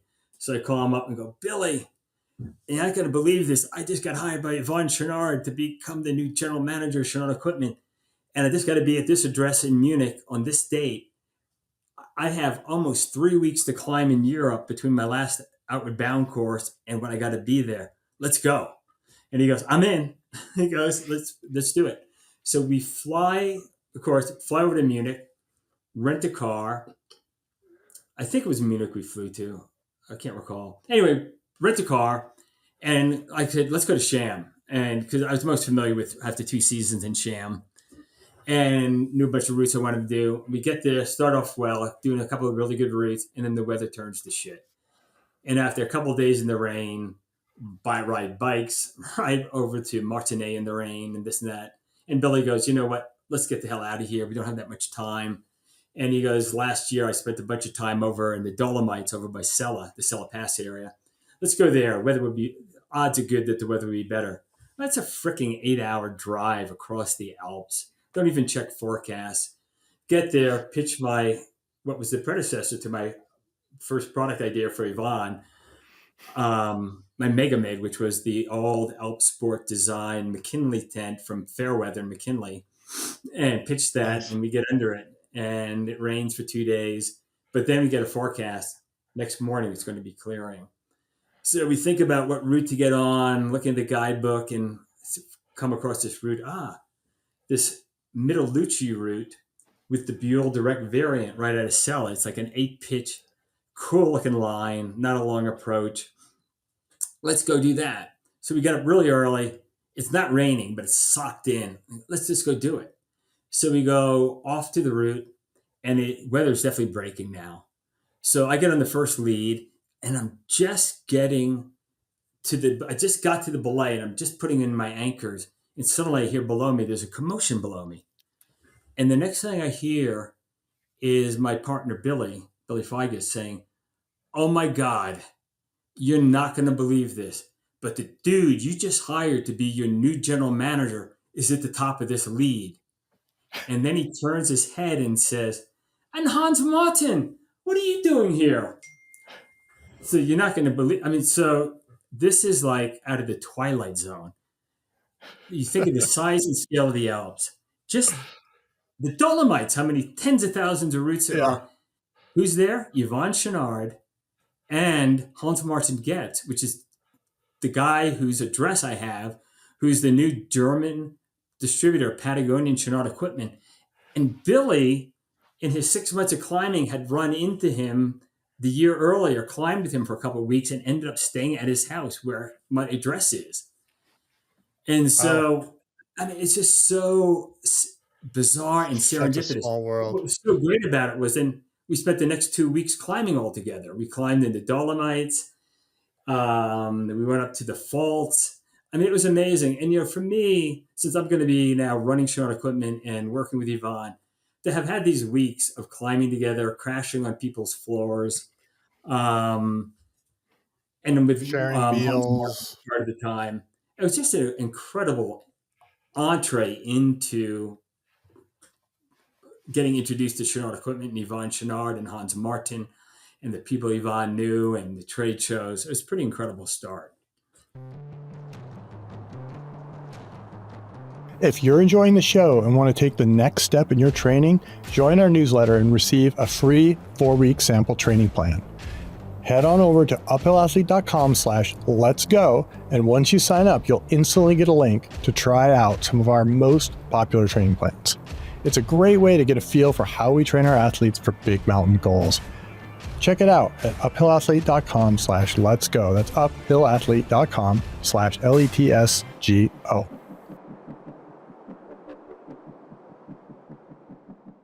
One of the things that I think is really interesting about this, having myself worked at Patagonia for many years as an ambassador for that brand, and there was a time where people's work identities and personal identities were highly separated for the most part, right? Like traditionally, like that's how my parents grew up. That's how, like culturally, that's how we were. One of the things that was always different at Patagonia is that was not the case, because even when I got hired on as an ambassador in the late 90s, we went to Yosemite with Yvonne and Melinda and a couple and Ron Kauk and Dean Potter and Steph Davis, and we rented a cabin and we went walks in the woods and talked about the philosophy of climbing and cooked meals together and slept. Were sleeping on the floor in the living room and that's very, very atypical, especially at that time of and now if you fast forward to the current day, I mean, maybe because of remote work it's shifted, but that has become much more common culturally for people to integrate more of themselves and do things. Now we call it team building, right? And I know there's a whole Yeah. industry around like getting people together in the outdoors to like sleep in the dirt and create a better work environment. But Yvonne, I think, was, again, as you said, his instincts were always so good. He would always say, like, I'd rather hire I at least heard him say many times that he'd rather hire a climber and teach them how to fill in the blank than the other way around, because then he had common ground and cultural fit. And you really carried that through as created the culture at Black Diamond. I mean, I was around at Black Diamond many times over the decades, and all those people that were there were climbers. I think every great climber, and at least in the United States, worked for you at some point. Was Yeah. that a conscious thing that you engineered after that came out of your experience with working starting with Chenard? Yes, absolutely. And I just want to say that you're absolutely right about the Chenards. And because it was the first real business I ever worked at, to me, what was among so many things that were so compelling about it were just those attributes that there wasn't a bifurcation between your workday, your friends, your social life, your passions. It was all one. It was seamless, right? And so the desire to follow that's what I knew in creating BD, but there's a lot more to the BD than just that. Of Um, course. was just a very natural thing to do. And I should add that it was years later I read that Warren Buffett quote that I thought captured this what you just said so well from a business person, which is culture eats strategy for lunch every day. Hmm. And that was something Yvonne understood so early on in starting his businesses is that, and I think it was something that we talked about earlier, just what I learned on my failure on Mount Hunter and through climbing was that the culture, the human dynamics, how people get along, and that you're a team. You're three people sharing a single body, a single spirit, a single soul. And that's how you succeed and find joy and success and happiness. Hmm. Yeah, that's so true. And one of the things that I think that in my experience carries through is when you're in the mountains doing these things, uh, it's very vulnerable many times, right? Like as you said, you have to speak up when you can't lead the pitch. You have to speak up when you don't feel well. You have to ask your partner how they're feeling. You maybe have to step up and take the lead when you didn't really want to. Um, and there's a certain intimacy to that, and being able to that translates very well to the in my experience the work environment, to being able to say like, hey, this is going on for me, you know. So if I feel a little, I don't know, edgy today, then it's just because it's not because I don't like your idea about, I don't know, the catalog. It's because maybe, my dog's sick or whatever it is. And that seems to like reveal or reduce a lot of the friction for people. Yes, if you can be that open and not Hmm. feel like there's going to be any retribution or recrimination because of that, that's really healthy. Yeah. You talked a little bit about how, this moment of when, you know, and this is, I think, unique to the time that you were climbing, where we were transitioning away from like lot fixing the entire route to pure alpine style ascents. And that was very common. When I was younger, we used to fix the first two pitches and so on. That was kind of a very common practice then. And, and then you talked about that cutting that tether and heading up on the route. Can you describe a similar experience that you had at Black Diamond that felt similar? Yeah, Because I think there's some really good parallels in business and in climbing and in life.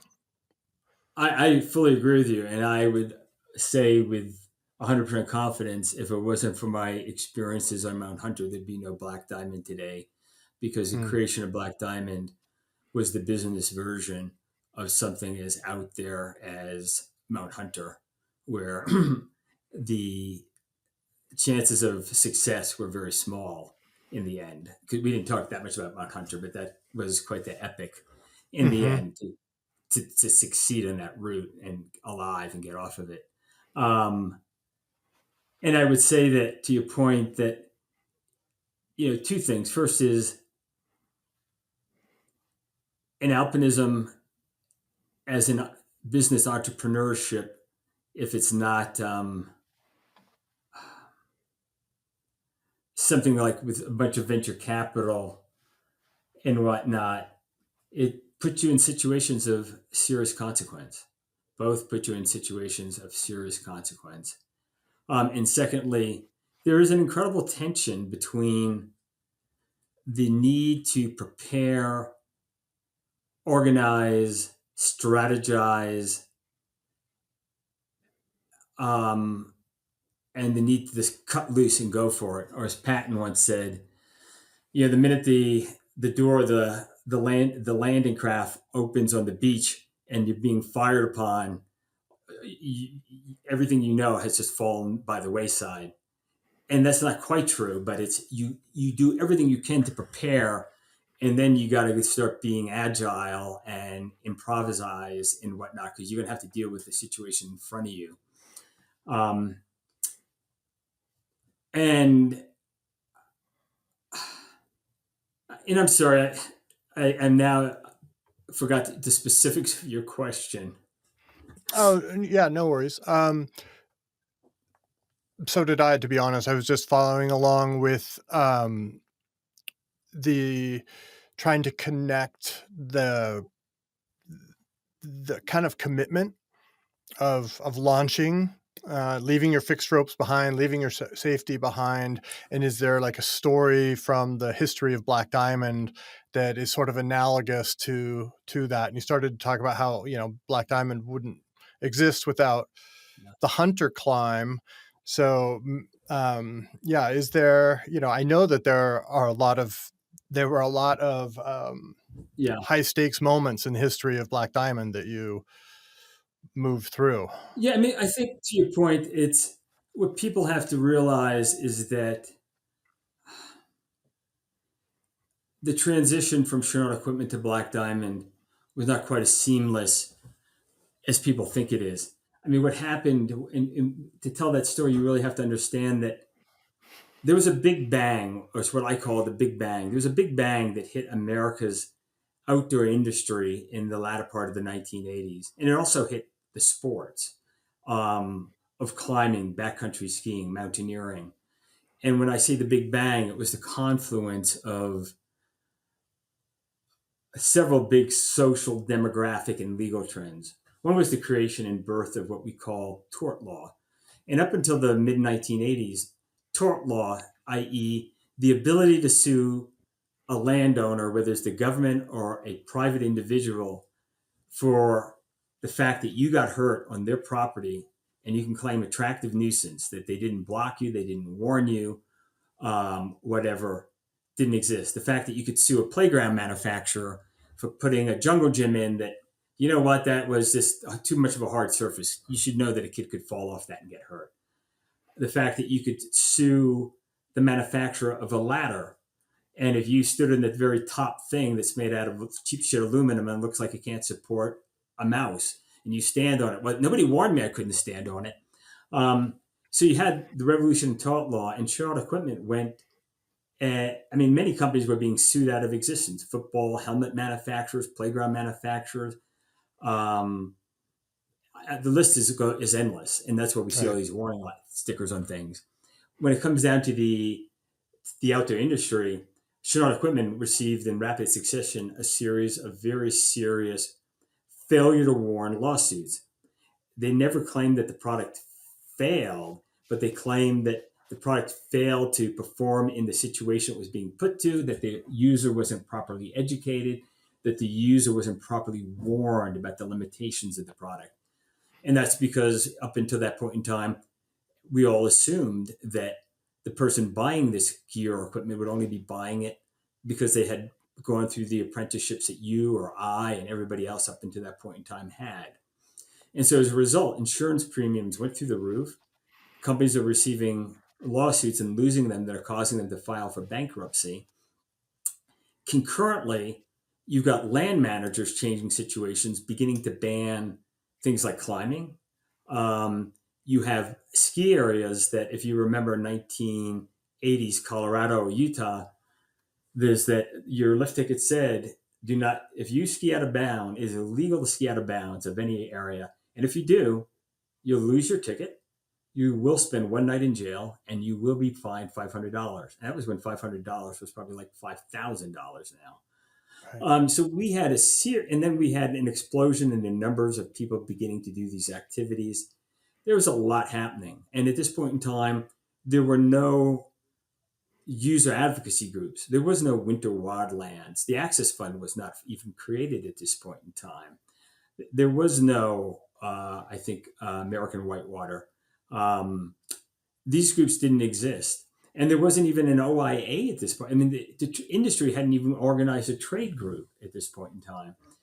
And so this was a huge wake up call. And so 1989 was the year the Access Fund was being formed out of the American Alpine Club. Some of these other groups came later. But as a result of all this, and I should add, there's one other thing that was going on here that is parallel to, but discrete from.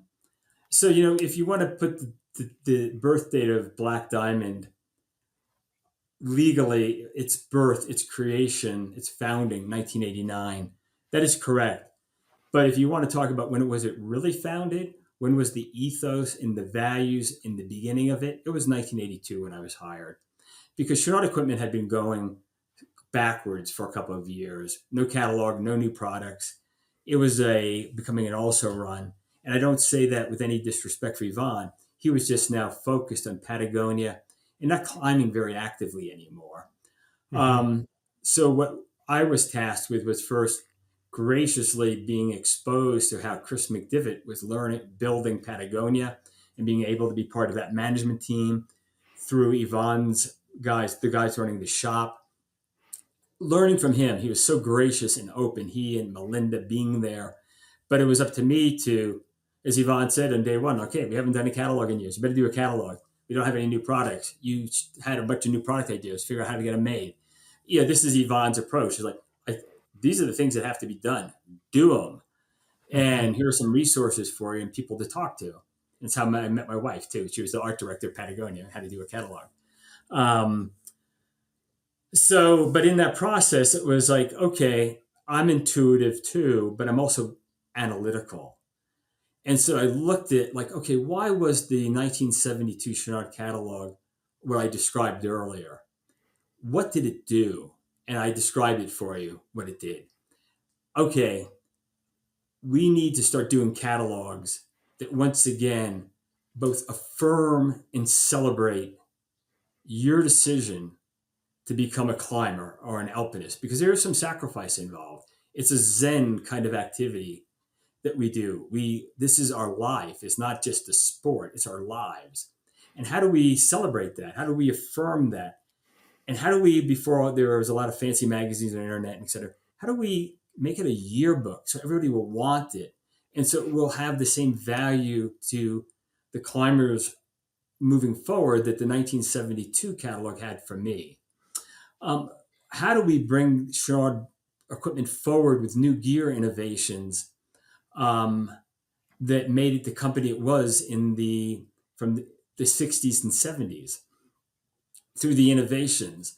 And I saw it as, for me, it was, and those who are hiring, I began to, as I start growing the company, I had permission then, okay, you can start hiring people.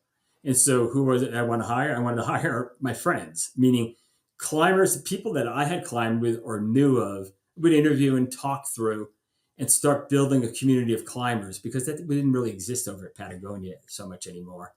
Um, and so that started there. Um, And were and it was those also a realization that we had to really move the forward with the sport. To me, and those who I was hiring, the future, the golden years, because I was 20 something, I was 27 when Yvonne hired me. The golden years were still out the windshield.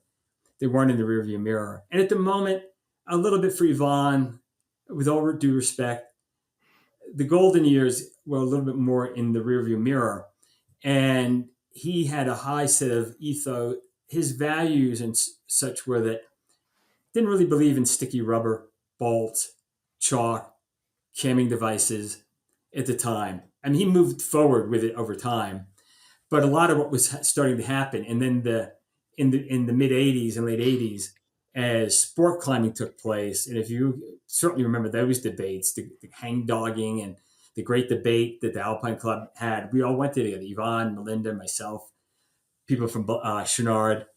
Um, but as a result, and Yvonne gave me and the people I hired and the marketing director I hired, Mariah Craner, was absolutely brilliant at capturing these ideas that I had and how to manifest them. I did the first couple of catalogs and then I hired her.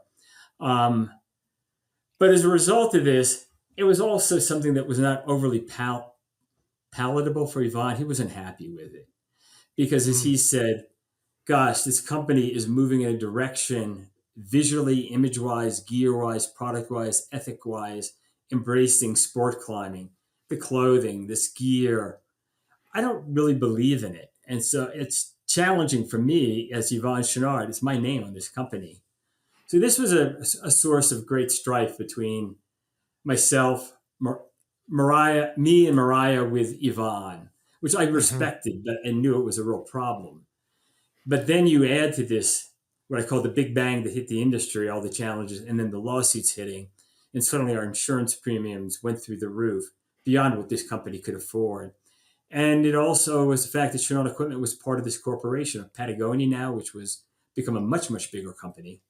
Um, and Lost Arrow, the Great Pacific Ironworks, was now the mail order and retail operation was much, much bigger.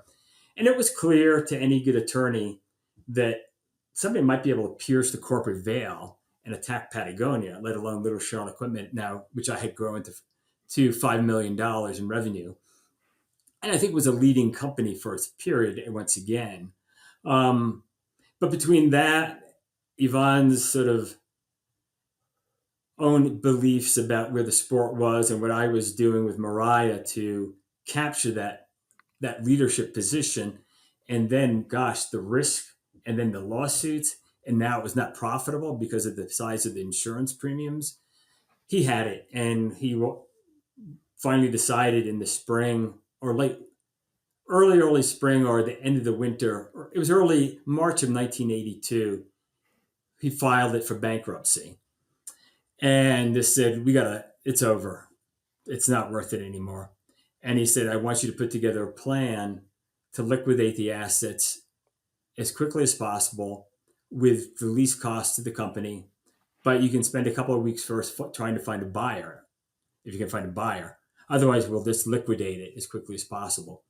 So I got working on that, met with a few different people and entities, and people looked at it and just laughed. Why would anybody want to buy this?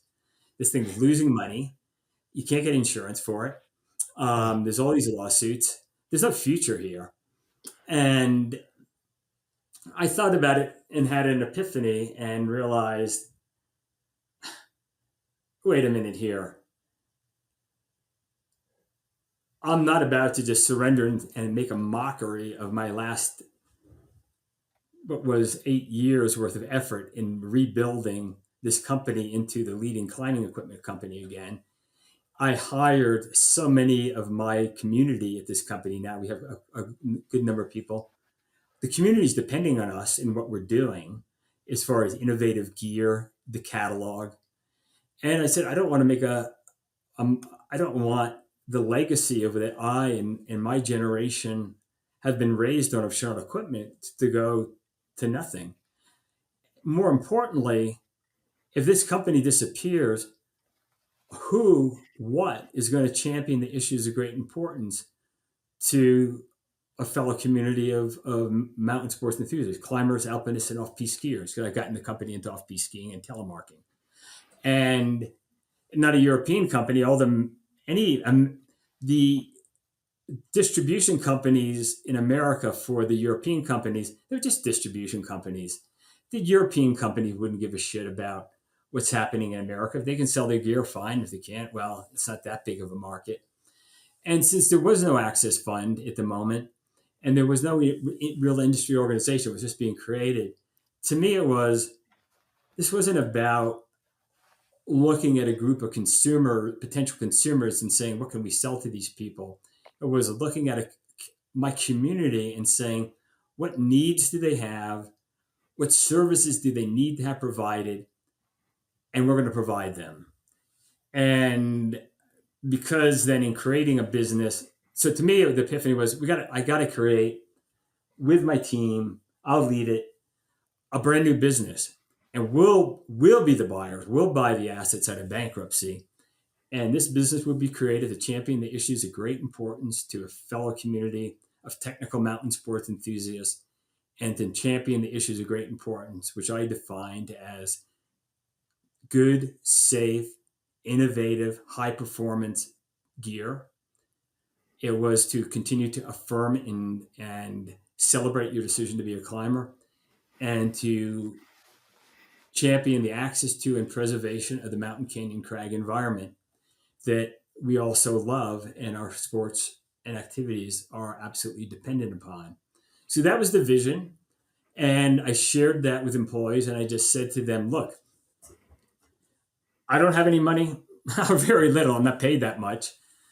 You guys, I know, don't have a lot of money, but don't leave. I mean, I'm going to go to the Chenards and ask them if they will give me time to figure out how to create this new business with this vision, and we can refine it together if you want to stay. And I bring this up because already Patagonia was starting to recruit some of the better people out of the company to work for Patagonia Mm-hmm. because they didn't Sure. think there was any future. Right. And said, stay. Come on, guys, stay. I want to start a new business. It's going to take some time. I'll figure it out. Give me some time to do this. And so, one, Did the Chenards agreed to give me some time. I said 3 months. It turned out to be about 8 months of hell. And it almost didn't happen. And a number of employees left because they lost faith. But over that time,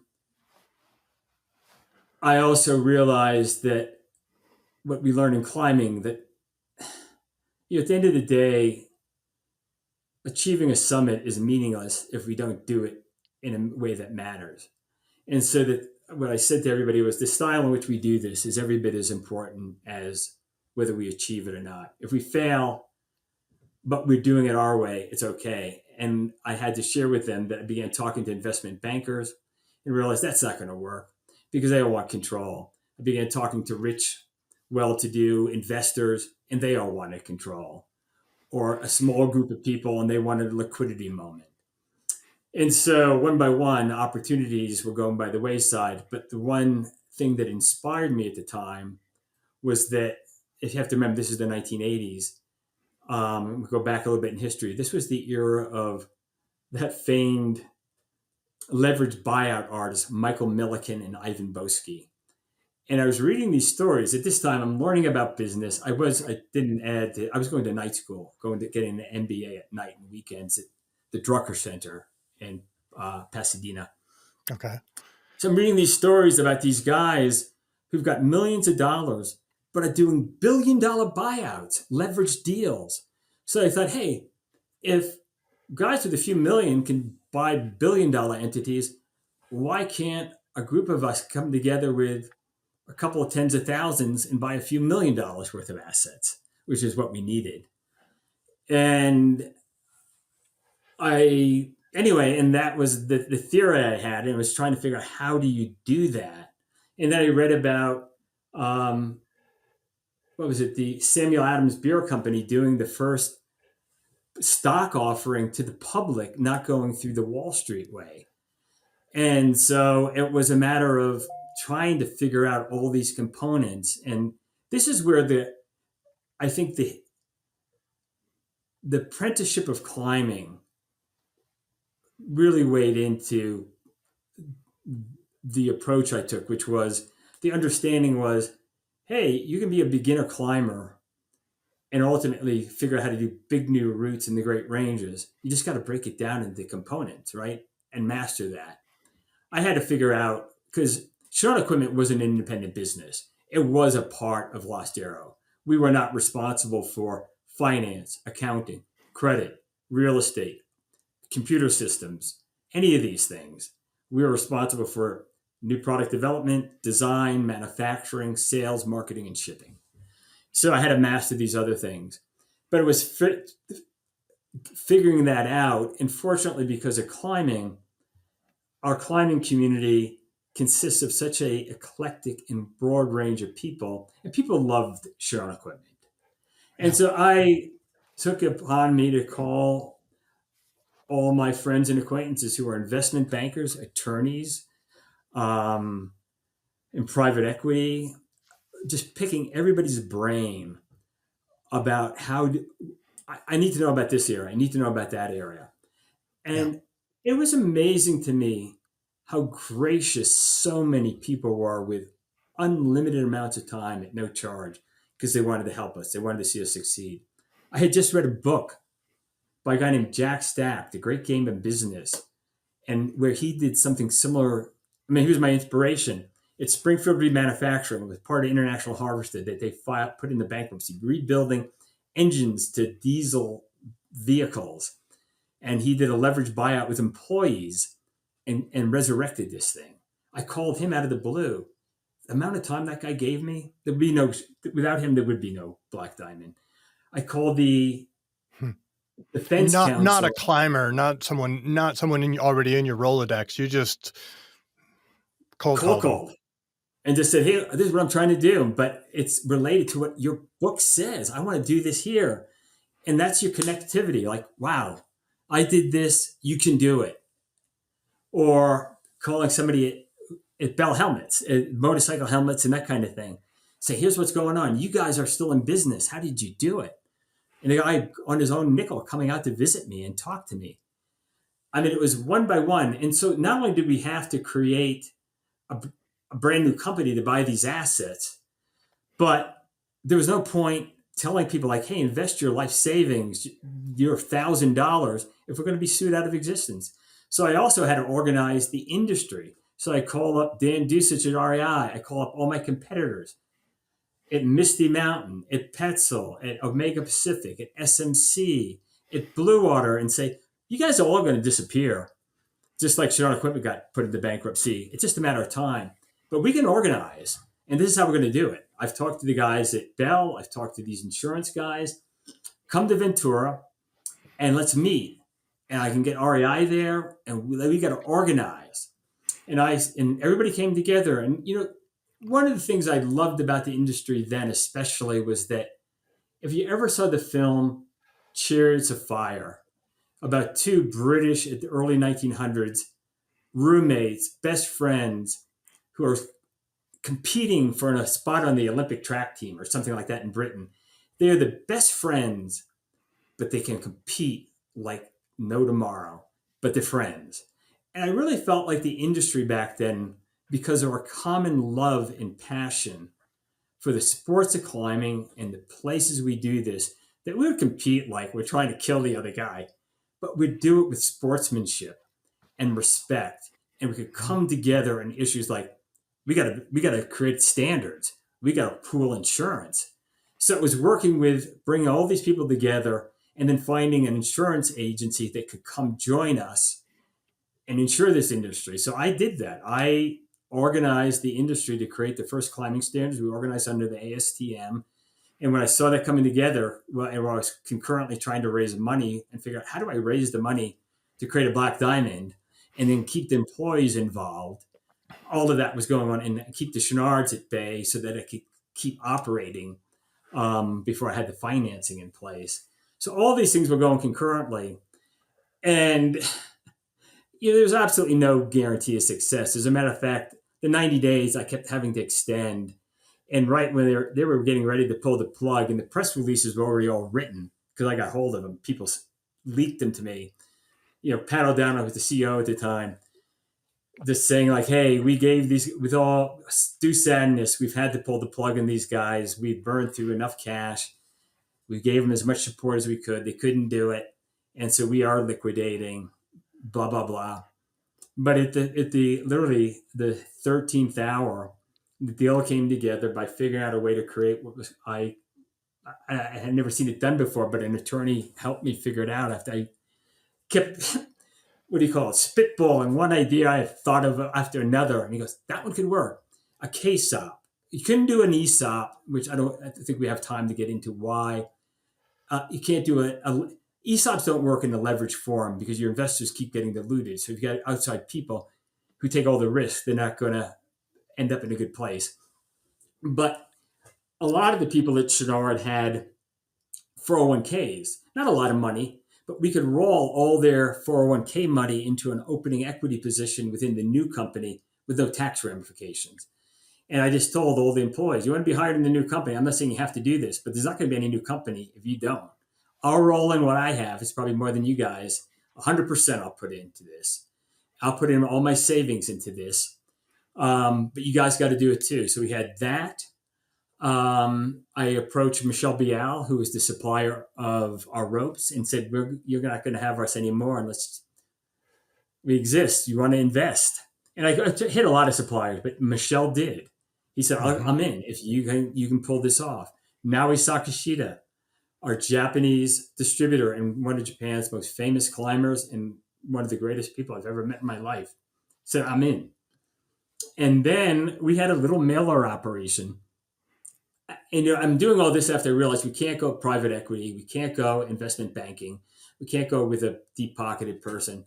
So I go to Jordy Margid, who ended up running our ski line and our Scarpa business, but he was running mailer at the time, a tiny business. But this is back in the day where you had like big computer printouts and all. I said, "Jordy, you talk to every customer." This is before the internet too, if you go back that Right. far.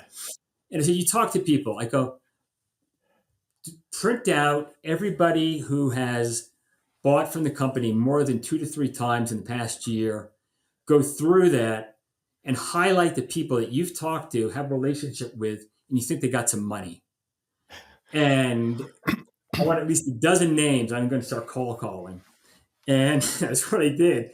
I just started cold calling people going, "Hey, this is Peter Metcalf. I'm the general manager of Sean Equipment. I'm sure you heard it went da da da, but hey, I have an opportunity for you. You're a climber. You believe in the company. That." And three of them went for it, including one, Phil Duff, who was the CFO of Morgan Stanley. He became our senior board member, a lifetime board member, a dear friend, such a great board member and influencer. And he went in, he was one of the larger, small minority investors. But I'll just digress a moment. And we had a great talk. Several of them finally said, "Okay, I got to meet you. I can't put money into this if I don't meet you." So he said, "Fly to New York. I'll do it." And then I realized, better have a suit. I don't want a suit. Lucky my brother lives in New York City and said, "Mike, lend me one of your suits." And I put that suit on, go to the private conference room at Morgan Stanley, where you got a waiter with white gloves serving you a coffee. And I sit down, and Phil looks at me and goes, "I really wondered if you're going to wear a suit or not. Because it's to know if you're just a climbing bum or you knew something, you were a little bit more." Like, good thing I borrowed that suit. Um, but there's so many You components to this. didn't tell him that it was your brother's suit. No, no. I did years later, Yeah. absolutely, when we became really good friends. But it all came together. I should say the 12th hour. I got the employees to commit, putting it together. And then the debt financing, which I thought because of all the leverage deals I could get if we had at least a certain amount of equity. But because all the deals now and the time this took from March of 1989 to now we're in November of 1989. All the big leverage deals now are going bankrupt. And so the window of opportunity, I hired a, a financial advisor just to introduce me to banks and help me put the numbers together in a way that bankers could understand because I'd never done that before. So a guy named Jim Sigelski, just an amazing individual who really believed in what we're doing, and I had an amazing attorney who serendipitously found Jim Topinka. These two guys, there'd be no Black Diamond without them. They just fell in love with the quixotic, and it was quixotic dream and vision, and just said, "This is crazy, but you're too compelling not to get involved." And Jim, in the end, actually became an investor too. Um, but the window was closing on this, and finally, it looked like it was just shut, and there was nothing. And so on my own, I went down to LA, started hitting just commercial finance companies. Had one meeting, believe it or not, this company was truly called Private Commercial Finance Company. Oh, Scrooge. It was from Dickens, something Scrooge and something. And oh, Jacob Marley or something. It's like, oh my Okay. God. And when I said, what are your interest rates? And they said 21%. And my jaw dropped. And I go, isn't that illegal? And said, no, we're licensed in North Dakota like a credit card company. It's totally legal. Oh wow. And I said, but that ain't working for me. Anyway, finally found a commercial finance company who agreed to do the deal in LA at interest rate of 12 and a half or 13% with a point to originate. And I said, no, but I'm not giving it a personal guarantee. I said, I'm not even going to be a 10% owner. I have 38 employees who will be owners. I have a dozen outside people who are going to be owners. I can't give it a personal guarantee. And they finally said, okay, we'll do the deal. So everything's set. Oh, and on the equity side, the outside guys, I said to them, for you to invest in, because I want to control the remain internally, is you have to buy 2 units of subordinated debenture for every unit of equity. Everybody bought at the same price. Outside, employees, me, nobody got free stock. Nobody got a lower price than anyone. We were all equal in God's eyes here. Nobody had an advantage. But the outside guys said no to the 2 to 1, but agreed to 1 to 1, even though I was paying interest rates, if you remember, in 1989 were very high.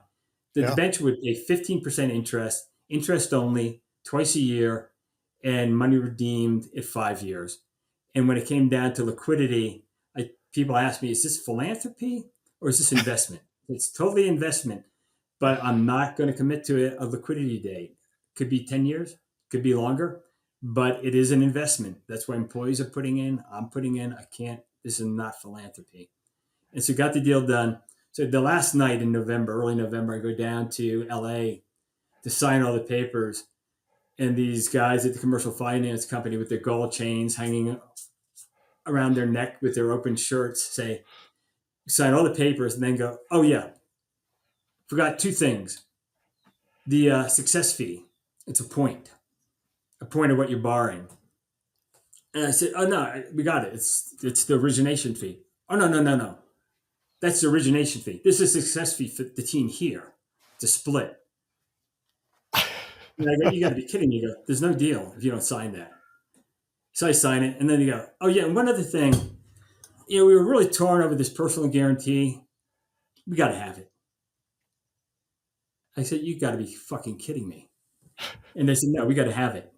And at that point, there was so much at stake, and I thought about it and thought about all the commitments people made. I realized, what the hell? I mean, I'm still young. I don't have that much equity in my house. I had talked this through with my wife, and she was willing. As I said, if we have to just leave town in my old Volkswagen, we still can start over, right? And she goes, we could. So I signed it. Wow. But talk about, I mean, just like Mount Hunter, we didn't talk about it fully, but that moment where you realize, on day 3, you can't go down anymore. the only way to live, to do the route and live, is upward bound.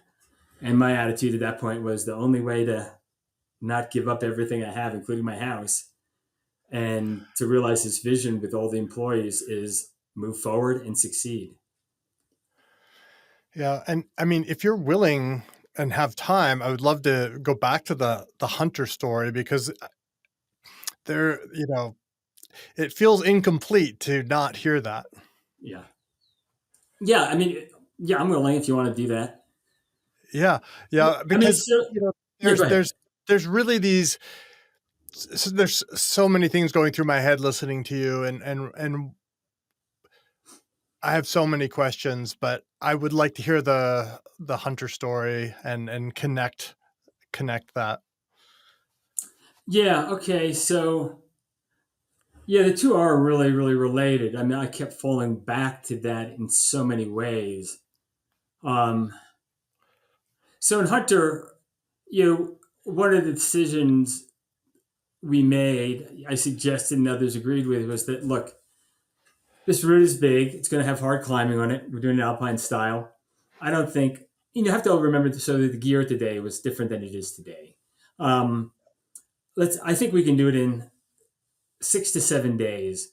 And my mathematics was like, look, I did the Walker Spur in a day and a half with Charlie. This thing's twice as big, but it's Alaska. That's why I think we can do it. And not taking into account the type of climbing and some of the horizontal movements on the spur, weather and this and that. And I also said, like, look, there were at that time the quality of tents and the weights didn't. It was just too much. And so my suggestion was we just do open bivvies. We did them in the Alps. Everything was open. We have a bivouac sack. There are these bivouac sacks now with little wands. We call them the hoop coops. And I said, but if we can, but usually, hopefully, we can dig a snow cave. And if we can dig a snow, and if you can't dig a snow cave, then you couldn't have probably put a tent up. And if you can't dig a snow cave, there would be no tent. So it's just going to be an open bivvy. So we're not having tents. So this is the gear, and we start the route, and we get flown in quickly. In the morning, we wake up. It's not totally clear, but it's adequate. And we start off on the route, and the sun comes out. And to that point, we stood up the entrance gully, and I'm feeling pretty cocky, so cocky. I had a little bit more hubris maybe back then. Not a lot, but a little bit. I just say to the guys as I'm leading, you know what, we're going to nail this in 6 days, no problem.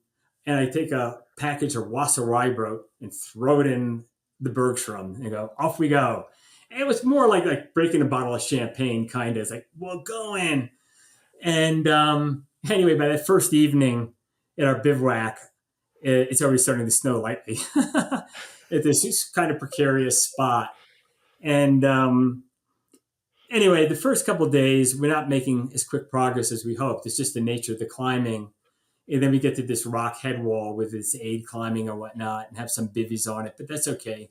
But yeah, it's clear this is going to take probably more than 6 days. So let's cut our rations back a little bit. We get over it, and weather looks okay. Again, early May. And then start climbing onto these fluted. This is for the audience hard to explain. I mean, you know what I'm talking about, climbers who've been to Alaska. But this spur has these amazing, just about almost vertical flutings. And so you traverse the ridge a bit, but then you just have to get into the flutings and go up them a ways, get as high as you could, and then traverse again as far as you could, maybe 80 to 70 degrees. And they're all aerated and,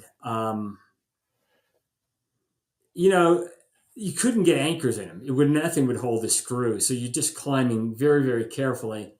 And then at the top, you often find something to get a good belay in.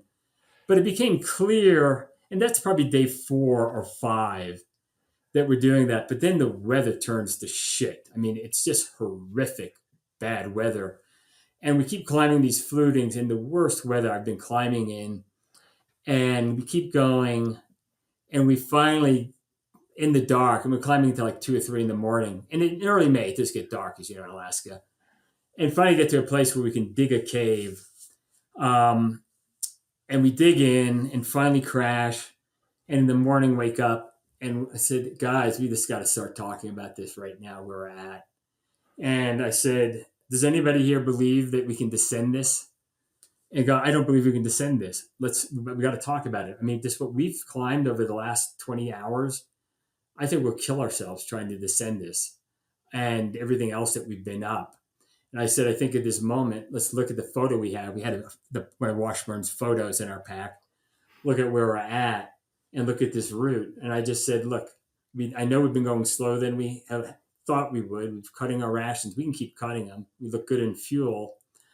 We're comfortable here in this cave. But I think the only way we're going to succeed and get out of this place, we're going up. And we had a good talk about it, and it was pretty sobering. But and as a team, we all looked at each other and said, "Yep, it's we got to do it." And at that moment, it was also it was a tough decision to come to, but it was suddenly liberating because, as you Mm, know, on a route like that, you're always spending a certain percentage of your mental energy, which is also physical energy, constantly thinking about, okay, to get down, where's the line? What's the line? Looking at your gear, what are we leaving? What do we have? How do we do this? And the moment you decide, like, there's only one route here, it's up, you're suddenly like, yeah. no energy whatsoever will ever be expelled now on anything but succeeding and going upward. So that was a really important epiphany. And then the other And that revelation, was day which? 6? Day I should have reread Glenn's roughly? book on this to know, but I think it was about, no, it's not quite day six. It was probably day five. Yeah. Day five. And how many more days to finish the climb and get down? The 6 or 7 day route took 13 and a half days. Yeah. Yeah. Yeah. And So, it's so, at this point, it also became clear that, you know, Pete had brought up the point, and I realized earlier on to Glenn and I, he goes, or something about, hey, we're not moving as quick as we thought we would. How do you and Glenn feel about that? And Glenn and I looked at him and said, like, we're strong climbers. We're fit. You think anybody could do this faster than us? And Pete said, no. I go, there you go. We're climbing competently and well. So no reason to do anything but move forward. And you realize in hindsight, like, that's a very stupid bit of logic. Just because nobody could do it faster than you doesn't mean you're going to succeed. yeah. But it was one of the erroneous decisions made at the time. I don't regret it in hindsight. Um, but I guess the point I was making next was, it was a realization at that point when we looked at how much of the route was left. There was still a lot of the route left, and the conclusion I came to was after that one long day in the cave, and we just talked about it. I just said, the last 20 hours was really horrific. Think about the climbing we did and the weather we were in. And look, we're here. We've got some food, we got water, we're dry, we're talking, we're actually making some jokes. How could today, once we start out of here, or tomorrow be any worse than yesterday? Impossible. And it reminded me of a quote I read later of Galen Rowles, that was at the heart of the alpinist experience lies optimistic expectation, the belief that tomorrow has got to be a better day than today. And that was sort of the attitude, was that, in a little bit in reverse, it was like, hey, even if tomorrow is as bad as, it can't be worse than yesterday. Right. And we got through yesterday. So let's get that out of our minds. After what we've been through, we can go. Number Yeah. two is, we just take this a day at a time. We can't lose sight of the bigger picture, but let's look at this photo and let's get an idea of where do we think we should be and what's the climbing. And then let's focus on today, and then we'll worry about the rest when it comes. And let's just get the rations down. And I share that because that was certainly the attitude with I was doing Black Diamond, was just one, huge challenge after another. Well, what's the big picture? What are the components? Let's just deal with this one right now, and then we can come to the next one. And how can tomorrow be any worse than today?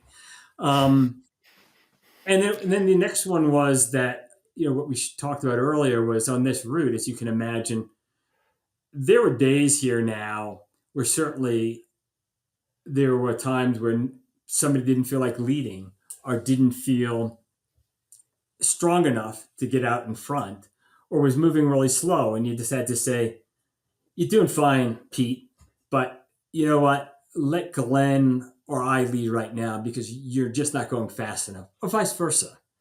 And let's have that. No hard feelings, nothing bad about that. Um, and then checking in on one another. Your feet cold in the who can dig the cave right now? Who's going to do this? Or your feet are freezing. Put them in my chest right now, and somebody else can melt the snow for the water. Who's got an old tea bag that we can share? I mean, it was just things like that was sharing. But there was a it was experiences like that, and then there were these moments of just absolute elation. Like there's a section near the end of the spur that was called the Happy Cowboys, which was this double cornice, long, like 165-foot pitch. And I remember getting up there, and I said, "I'll take the lead." Um, and got up there, and I looked at the thing and go, "Oh my god, this knife edge double cornice thing." Because the only way to climb this thing is to jump up on it and straddle it like a horse, and just take your tools and keep smashing away at the cornices and hope you don't go with them. And if you can get an anchor good and work your way across it, and if you can clear it, then the other guy should be able to get across. And I remember getting across it and just letting out the biggest organic yell and hoop of elation, which was, "I can't believe it, I'm alive." Yeah. Just moments like that. And Yeah. anyway, the weather got increasingly worse. And at this time, as it turned out, nobody was getting up anything. Everybody that we met when we got down to the Hilton, including Chenard, had been on the glacier at the time with Ridgway. Charlie was down there with his girlfriend. Um, Tackle was there. Nobody was getting up anything. And of course, we wouldn't be on this route if we could have gotten down. But it really Yeah. was the worst weather I'd ever been in, let alone climbing in. And on the final day to get to the summit plateau of Hunter was one of those days. It was just beyond the pale of weather. Glenn was on this final lead that I thought would take us. We knew would get us to the plateau. You just had to get through the cornices at the top. And halfway through it, we've been rock climbing in our gear and this and that. His crampon breaks, and he gets a screw in, and he's hanging from the screw, trying to somehow fuck with the crampon and strap it on or this or that. And I am literally at this point in time freezing to death. And I just look at Pete and I say, "Pete, keep him on belay. I'm soloing. Don't worry about me. I feel good about my climbing," which I did, and I'll take off. But I'll check on Glenn and see what I can do for him, and then I'll keep going. So I get up to Glenn and see Glenn messing with his cramp. I go, "Glenn, how you doing?" And he's hanging from the screw. He goes, "I'm almost there. I'm just got to get this cramp unstrapped on. It's hard. My hands are like numb." And I'm looking at him and like, "Fuck, man, get the gloves back on. Let me help you a little bit." And he does, but man, his fingers look white. But I didn't think much of it. And just get him on, warm him up. And then I lead on, and I think I screamed something down to Pete about trying to get me on belay if you can. And I get up to the top, and I'm trying to move, and these overhanging cornices. I thought I was going to just lose all my strength at the last move, and I had this epiphany suddenly. Dies on the final move onto the summit plateau. His arms give out trying to smash this cornice, but I get over. We get on top. We dig in, go for an hour or two to a point where we could dig in, dig the cave, get in there again. It must be like 3 a.m. And I think we're okay. And Glenn is mumbling about his frostbite, but doesn't say anything more. It's going to be okay. Wake up in the morning in the cave. Glenn goes, "We got a problem here." We're on the semi plateau. And he pulls his glove off, and it's, oh my God. The black and blue blisters around all his fingers are gigantic, and he can't manipulate them at all. At all. So it's like, guys, you're going to have to help me get my harness on, get my gear on, and this and that. And at that point, we realized, okay, it's up to the two of us, Pete and I, and we're down now to a couple of two, two ice screws, or something like that. And anyway, the weather's still terrible, and I think you've been a hunter, but so you got to go finish getting across the plateau, and you got to find the West Ridge, which we've never been down. And the West Ridge, it's not trivial to down climb that thing, especially if you haven't been up it and you're weak and haven't had Yeah. any food for days. And we had a first aid kit, and we popped a Dexedrine, hoping for something to kick in, and almost nothing kicks in. It's like, this is not good. And our sleeping bags are down to nothing more at this point than two pieces of nylon with two frozen ice blocks it down.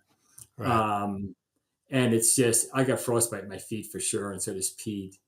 And so we head down, and fortunately, there's just enough clearing at times to find our way down, and we're lucky. And then we get to that head wall on the West Ridge where you've got like 6 pitches of real ice climbing, like, I don't know, 65 or 70 degrees. And so what we do on these things, it's like, okay, number one is I'll lower Pete down to the end of it. You put a good screw in, anchor, then I'll lower Glenn to you from this anchor. I got one screw of my tools in. I'll just solo it down, but you got to have at least one screw at each anchor. So I'd solo down climb each pitch.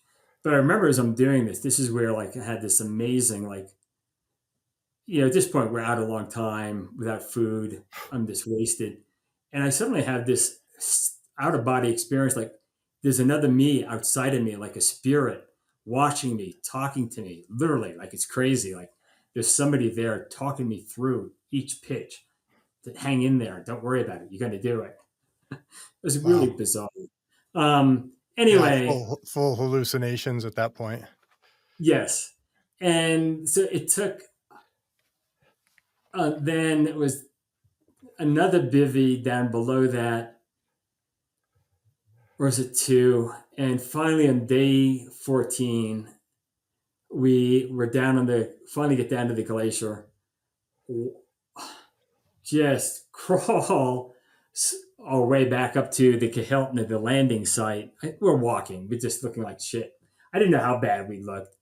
Get to the site, and as it turned out, Charlie was there with his girlfriend, Jack Tackle, Mark Udall. I mean, a bunch of people who knew us. And people look at us and go, "Oh my God, everybody thought you guys were dead."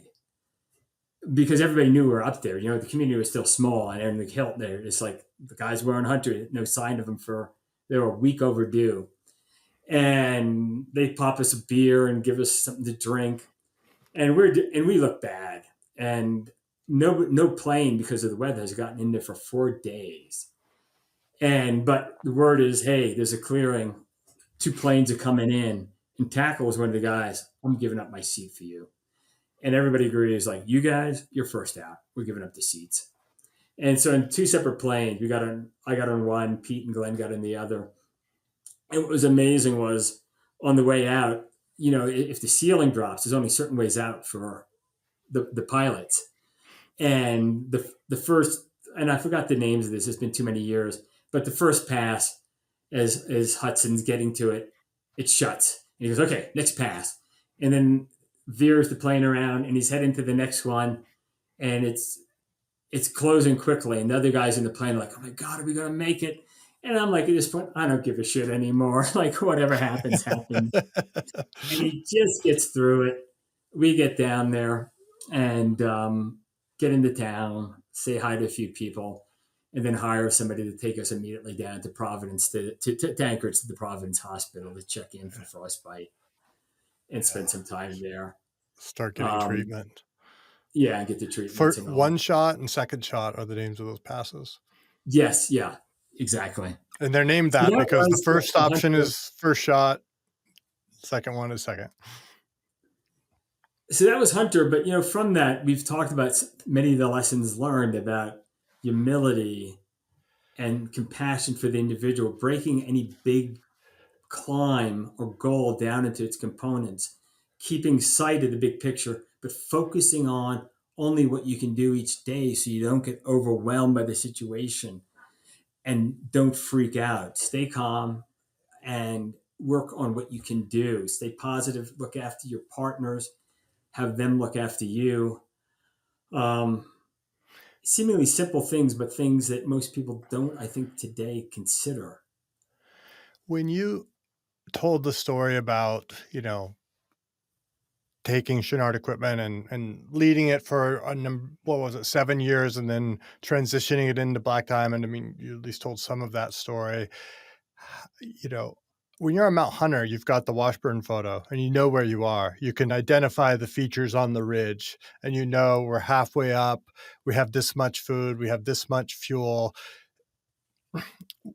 In this trying to take Chouinard equipment and turn it into Black Diamond and do a leveraged buyout of the assets and retain talent and all of these things, you had no map, you had no photo.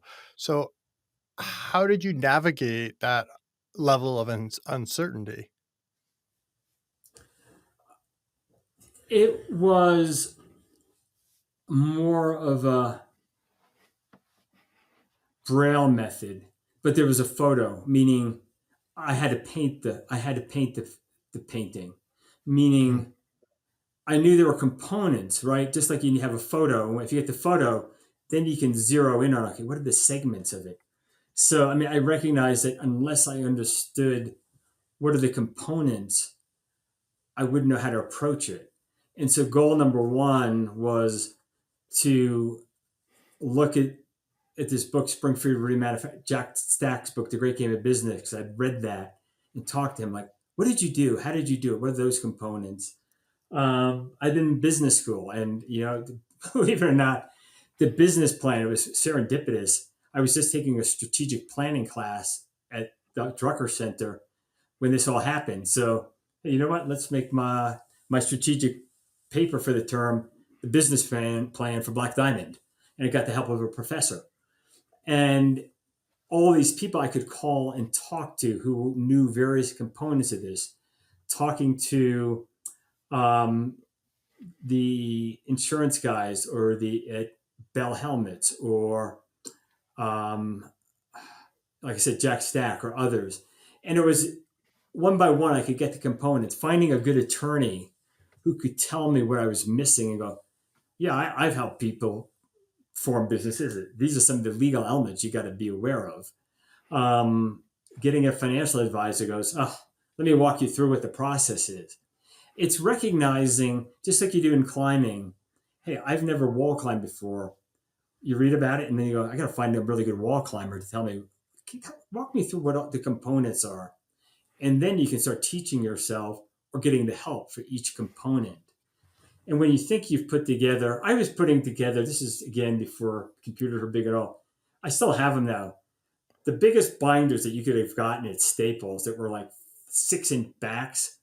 I just had like all the dividers. It kept making sections like, okay, new section, putting in the information I'm getting. Okay, my picture keeps getting bigger and bigger. Or if it was a tapestry, it's getting richer and richer of what the components are. And I finally, I think, had enough to go, okay, we're ready to move forward.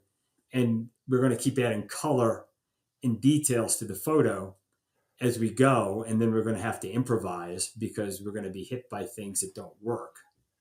Yeah, and one of the things that I think people that I'm hearing is y- you don't see the whole thing at once. You build it piece by little piece, because I think it's still quite remarkable that you were able to that, that you were able, I mean, you had enough of this vision in your head.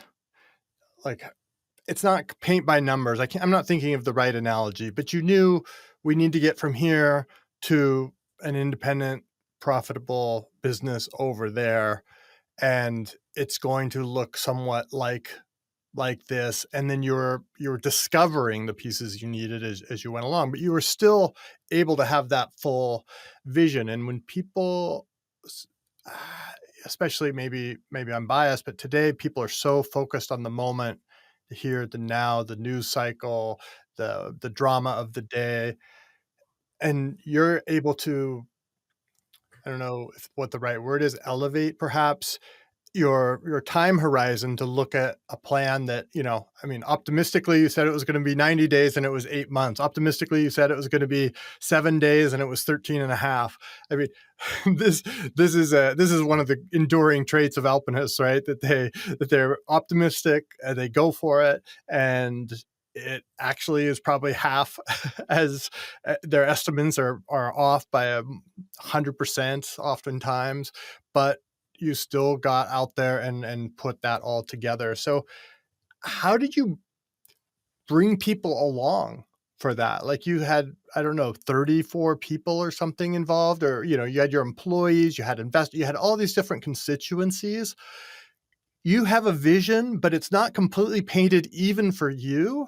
And you're asking people for their money, for their life savings, for their retirement funds, and asking for their trust, asking them to follow you into this whiteout, for lack of a better word. How do Yeah, you how do you paint that for them? How do you do that?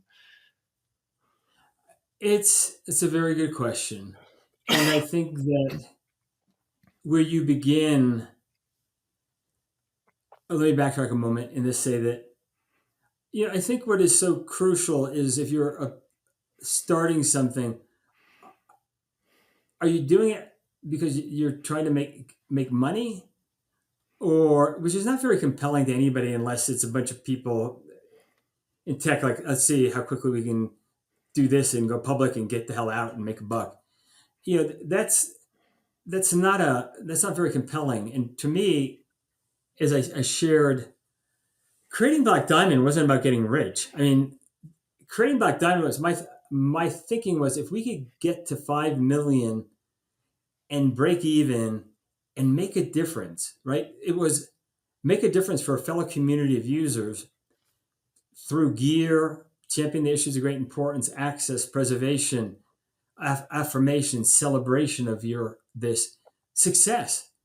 And this was the why are we doing this? This is why we're doing it. This is why we're going to sacrifice. This is why we're going to take risk. And I don't want anybody losing money, but there is some risk here, and how to say that.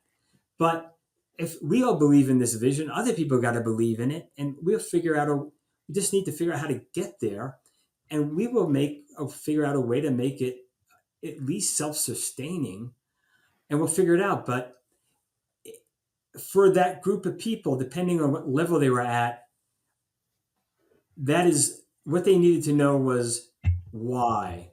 And so, as I said, I'm reasonably analytical on some of these things. So to me, the time that I put in was on the vision. Why are we doing this? Vision, mission, and what I call the 10 commitments of this company, which is the style in which we accomplish this goal is every bit as important as what we accomplish. And what I mean by that, it was like what the 10 commitments. We will share the success of the company with all employees. We will be a truly global business. And there's a reason behind each one of these things. We will be a fierce but highly ethical competitor. Um, we will champion the access to and preservation of mountain canyon crag environments, things like that. And it was putting that together and sharing that with everybody and go, if this has resonance to you, then I ask you join. And I will myself and the management team will figure out the other components. And depending on who the people were on the team had to be involved in more and more. And then some aspects when nobody else had to be involved in me because I think the role of a leader is not to shield people from the overall risk factors and the concepts, but they do need to shield from some of this. And I didn't want to hide. How to say this? Yes, I was not fully transparent with everything, but I did not. When people put their money in, before I could access that money, it's put into a escrow account until we had everything there, and then we're ready to push the button, sign the papers, doors open. And I had everybody aware of what we had to do to succeed. I said, we don't have cash flow to go more than 2 weeks in the negative. And day one, this is how we're going to do it. And this is where your salaries are going to be. And this is why, I mean, I gave classes with on how we even finance. I had the commercial finance guys come in because the way we borrowed was we could borrow against inventory, we could borrow against raw materials, we could borrow against accounts receivable, and we could get a fixed line on some of our assets, which were minimal. But we had zero borrowing capability on WIP, work in process. We're a manufacturer. So I Hmm. explained to people the minute that we're putting product into work that day, it's like figure you're on a 50-mile run across the desert and you got 1 liter of water. Make it last and get across that desert because when that liter's gone, you're going to be dead. And so, because we can't have more than this amount of money in there. So everybody learned basic accounting, and that was not my idea. That was Jack Stack's idea. The great game of business. Make sure that people understand the dynamics of your business and what it's going to take to be successful and stay in business, so they don't lose their job and they don't lose their money. Yeah. So it was tiered, is what they knew. But the most important part for them to know was there was risk, and this is why we're all doing this, and we're in it together as a team. I don't get anything better than you do, and I'm with you here 100% of the way. Mm. Mm.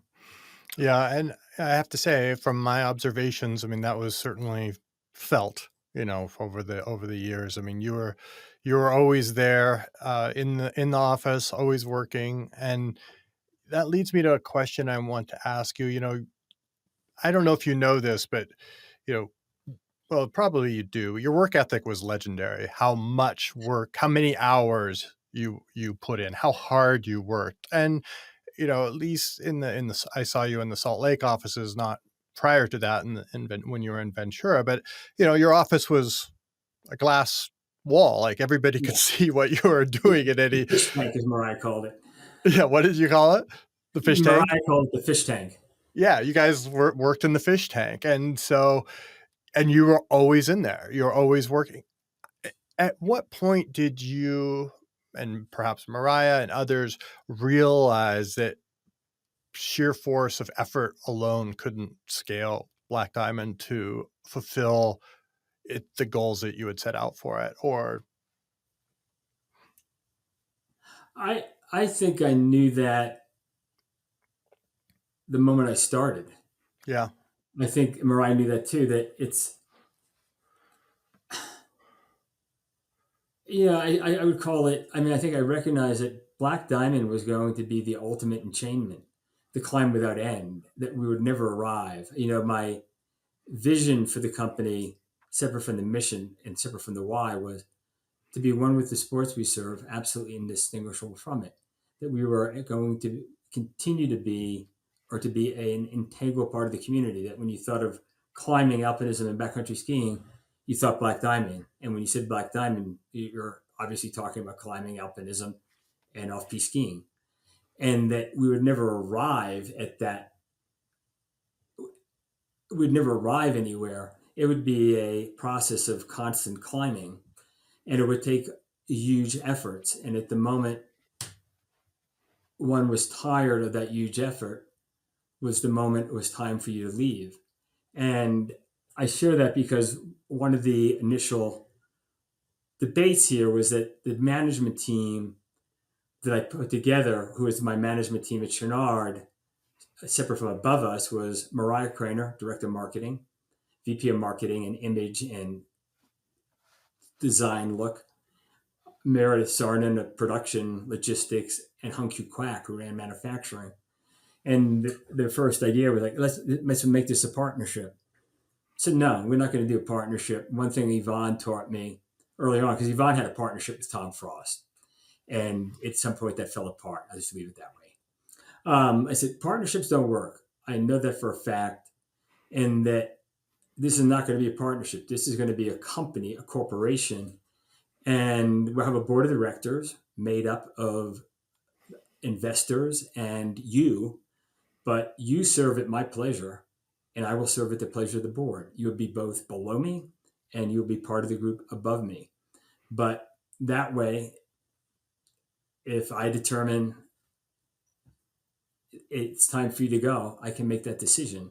And likewise, when the board determines this company is no longer moving forward in the right way, they can determine that and have me leave. And I bring that up because, to your point, I knew it was going to take big effort, and I think in the roles, especially of a senior team, you got to give it everything. I don't mean it. You can't have a family, you can't have a life, but it's not 40 hours. It is, and I say for me, and Mariah too, especially, it was our lives. I mean, but it was also our community, so it didn't make it hard. Climbing had defined who we were, this community. So was I. There was a period of time there where Clark Kawakami, who was the CFO, and I brought in about 4 months after we started. I didn't have a finance guy when we started. Couldn't find one. But Clark was a climber, and he was my climbing partner. But I didn't get out a lot for a number of years because I had to be at the office. But Clark once said, when somebody said, "So you've been climbing with Metcalf?" Because yeah, I have. But I tell you this: sightings of Metcalf at the crag currently are rarer than Elvis sightings.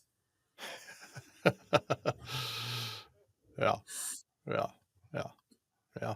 There's a myth about balance, right? Like when you Yeah. and I think the same thing about when I was climbing full time. I I had no balance in my life. I was only focused on that, and now at this phase of my life, I'm only focused on what I'm doing now. And you know, I I think that there is a myth about being able to do three or four things at a time at one time period in your life well, and for me, it doesn't work. Yeah, I mean, to your point, just to reinforce that, back in that period around Hunter, I came back to New York at some point for a week. I invited to Christmas or something. And just between where I was focused on planning a trip and training, my brother said to me at some point, we were pretty close. He talked frankly. He was there and he goes, this climbing thing has turned you into such a fucking asshole to the family. I mean, you're here for the holidays and all you're focused on is not the family, but your stuff. And it stopped me in my tracks. And I said, I don't mean to be. This is my life, and I don't mean to be this way. I guess it's who I am, but I will try to do better right now since I'm here. Mm, And yes, starting the company. I mean, even when I got to Chouinard, it wasn't initially, but as I saw what the opportunities were and what that company could become, it rapidly, within a few years, started to become a monomaniacal part of my life. And I think if you ask my three kids and my wife, how many kids did I have? They'll tell you four, and without question, Black Diamond was the favorite child. And it's true. It's just, it was, and I love my kids, and they know that. yeah, yeah.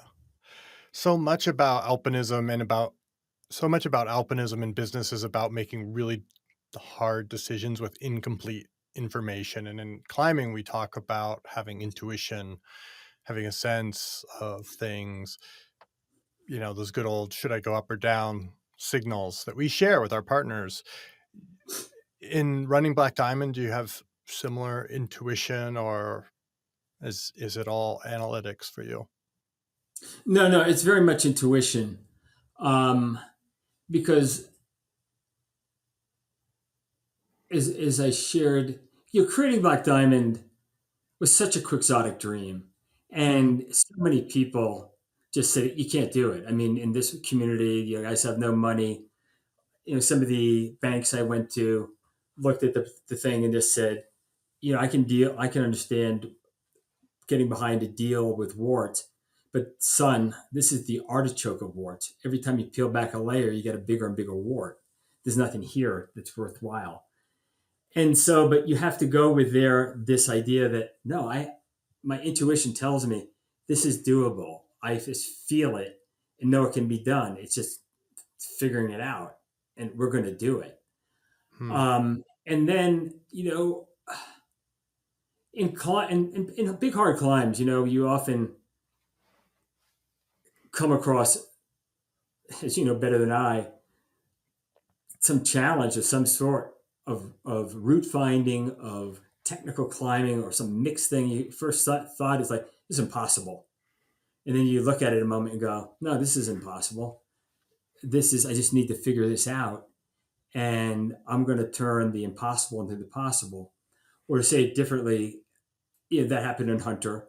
And when I got to Black Diamond, I'll just have to say, both in trying to start it, but then after the doors open, there was three what you'd call existential moments that look like, and game over, you know, disaster hits. And each time we were able to metamorphose that disaster, that existential moment, to be taken down into a moment of absolute opportunity that actually made us much, much stronger and better because we flipped it. So my cliche at BD after the first year was like, you know what? Disasters are nothing but situate opportunities in drag. We just have to figure out where the opportunity is. And we did that so many times that those disasters made us so much stronger. And I think, like in climbing, every time you are challenged to your very limit, you come out of that and go, that was the best climb of my life. I became a better climber because of that. And that's why I'm climbing, is to discover what I'm capable of and what I want to do, and to get to that edge and just feel so fucking alive. And in business, so that's, I know I'm digressing from your point about intuition, but it's to look at something and go, to use another cliche, is I think I initially, and my team grew with me to look at things that aren't, and instead of saying, how come, looking at things that aren't and saying, why not? Okay, there was no like business like Black Diamond that was committed to this being a public service, so to speak, but was a for-profit business that we're going to champion these issues. And my attitude before anybody had talked about mission-driven companies was not that, hey, if we do good as a business, if we do well as a business, we can do good for the community. My attitude from the day one was like, look, guys, if we do good for the community, we will be rewarded by doing well as a business. And that's intuition, right? Sometimes the people you hire is intuition. The Yeah. decision to move to Salt Lake when no other business was here, and everybody I said we're moving to Salt Lake looked at me and go, "There's no outdoor businesses there. That place, you don't want to move to Salt Lake." Yeah, at that Um, time, Salt Lake had a very rough reputation as being quite industrial, and it was not. Now it's the center of the outdoor industry in the there U.S. wasn't there wasn't one outdoor company here, and people, businesses do better when there's an ecosystem of other like-minded companies. Of And course. even, the climbing community, when I told Johnny Woodward, Johnny was Mariah's husband, and Mariah, like, hey, I'm serious. I think this Salt Lake City area is actually pretty good. And the question, and I explained why, and John, but there's no climbing. And I said, Johnny, I know you get into sport climbing, but there's AF. And Johnny looked at me and goes, that pile of choss. And that people don't realize how much this place, both as a place to live and reside, to all have businesses, that was transformed for the outdoor industry, which I, all humility aside, will take full credit for, because I worked that so hard, because I Yeah. realized that was important for our brand to be associated with a place. I said, I want to relocate this business out of Ventura to a place where the location will reside on the asset side of the balance sheet, and be accretive with our vision to be one with the sports we serve, absolutely indistinguishable from them. And I said, we're not a surf company, so we're not staying here in Ventura. Yeah. Because I saw what that did to, really, Patagonia, Yeah. how much effort it took to be also relevant to climbing, and that Yvonne certainly got into other activities versus climbing because he was in Ventura And he explained this all to me. I mean, we've had so many discussions even then when I first came there. Yeah. So it was like, and we were so leveraged and had so little money and so few resources. And I wanted to hire only climbers and skiers. So Yeah. I saw How this can you do place as that? a place that they could afford, that they would love, and that we wouldn't have to bifurcate our lives. You know, in a place like Ventura, is you have to make a decision every day. Do I stick around and work? Do I spend the weekend with my family if they're not climbers or my kids? Or do I get to climb? And in Salt Lake, I saw Innsbruck. It was like, Mm, hey, we can all do this. We can do a dawn patrol and be at work at 8. We can do something after work and be home with our family at 7 p.m. We can be out Saturday morning and be back with the kids in the afternoon. yeah. And this would be part of our lives, our community, our friendships. And I saw this with in businesses in Italy and in Europe too, this integration of community, life, activities, friendships. Yeah.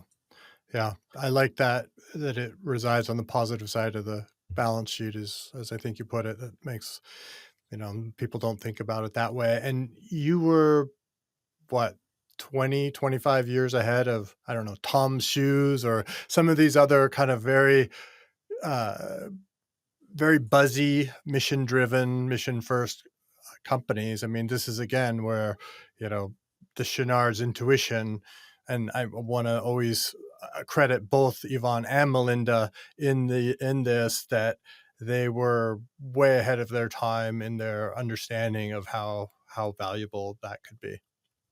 Absolutely. Absolutely. They weren't always super analytical in breaking it down into components or talking about it. They did it. They let the walk speak for them. Mm, And then because I was starting a business and didn't have the wherewithal to do it on my own, and needed the employees to buy in on this, I realized that you had to analyze it, break it into its components, and then explain it and articulate it and communicate that to everyone so they would get behind it. yeah, and probably more than once. Yeah, I think that these things have to be living, and that some of the things I talked about, um, not only were they living, but to give you an example, like we did strategic planning every year, and I wouldn't bring all employees into the strategic planning, but I would bring a huge amount in every year for the beginnings to talk about it, review ourselves, and I'd always create a report card and say, how are we doing? And hold up the mission statement, the vision statement, the 10 commitments. Are we being true to these? And then those were posted all over, and any strategic plan, actions, you could look at that and go, are we being true to that? Are we living those things versus, companies that bring some consultant in for a week, do all that, write all that shit, and then they'd file it away in a filing cabinet, never to be looked at again until somebody asked for it, and they dig at it out and go, I think it's here. You sound exactly like Yvonne Chenard when you say that. Which is the highest form of compliment. Thank you. I do take If it as such. good, good. If you could sit across from your younger self, in El Cap Meadow or at the Patagonia offices in 1982, what would you tell him about, about self-worth, about your identity, about career, about climbing, about life?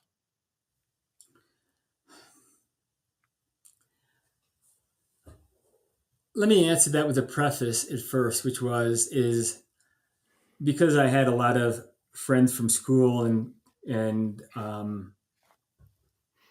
yeah, college, who many of them were climbers who climbing didn't define their lives. It was a big part of it, and then they've got their careers going. Many of them, prior to me getting to Sharon equipment and finally doing something with it, would express concerns like, God, we really like you and just hope you do okay. And I hope we don't have to support you.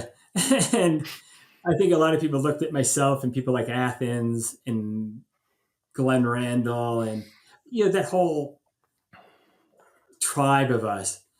Oh, you guys are awesome and iconoclastic and doing what you do, but I hope you do okay.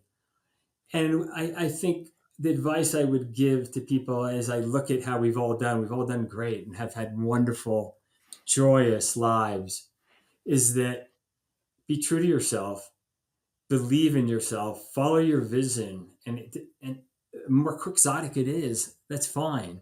Understand that there isn't magic that is out there, and that, but if you have something, every human being is at the right place at the right time. They just either don't know it or they don't seize it. So be aware, and when know it, follow your heart, and when an opportunity comes there, be aware enough to take advantage of it. And that, for example, for me, that was when Yvonne, when Chris sent me that letter, last letter you're getting from me. It's like that's it, I got it. And then you have to seize it. And so many opportunities come. Like the opportunity to start Black Diamond came out of a disaster, right? I talk about turning disaster into opportunity. There's liquidate these Yeah. assets. I don't have a job. What am I going to do? It's like, no. And what's my community going to do? This is a wonderful opportunity, but you got to seize it. And I should say at that moment, I just had a kid born. My third kid was just born at that time. It's like, I mean, the shit that was going on in my life at that time is like, this is not the time to leverage everything and try to start something. But my heart said it is, right? And it was being Mm. aware enough and having the support of people around you that are going to at least sign off on it or support you. So it's be true to yourself, know who you are, don't capitulate to others just because, but be aware enough of what you what you're looking for, so when it comes you can really seize it, and opportunities don't come at great times. And then you have to apply yourself 100%, right? I mean, you have to apply yourself. Yeah. Yeah. It's quite a story you've written.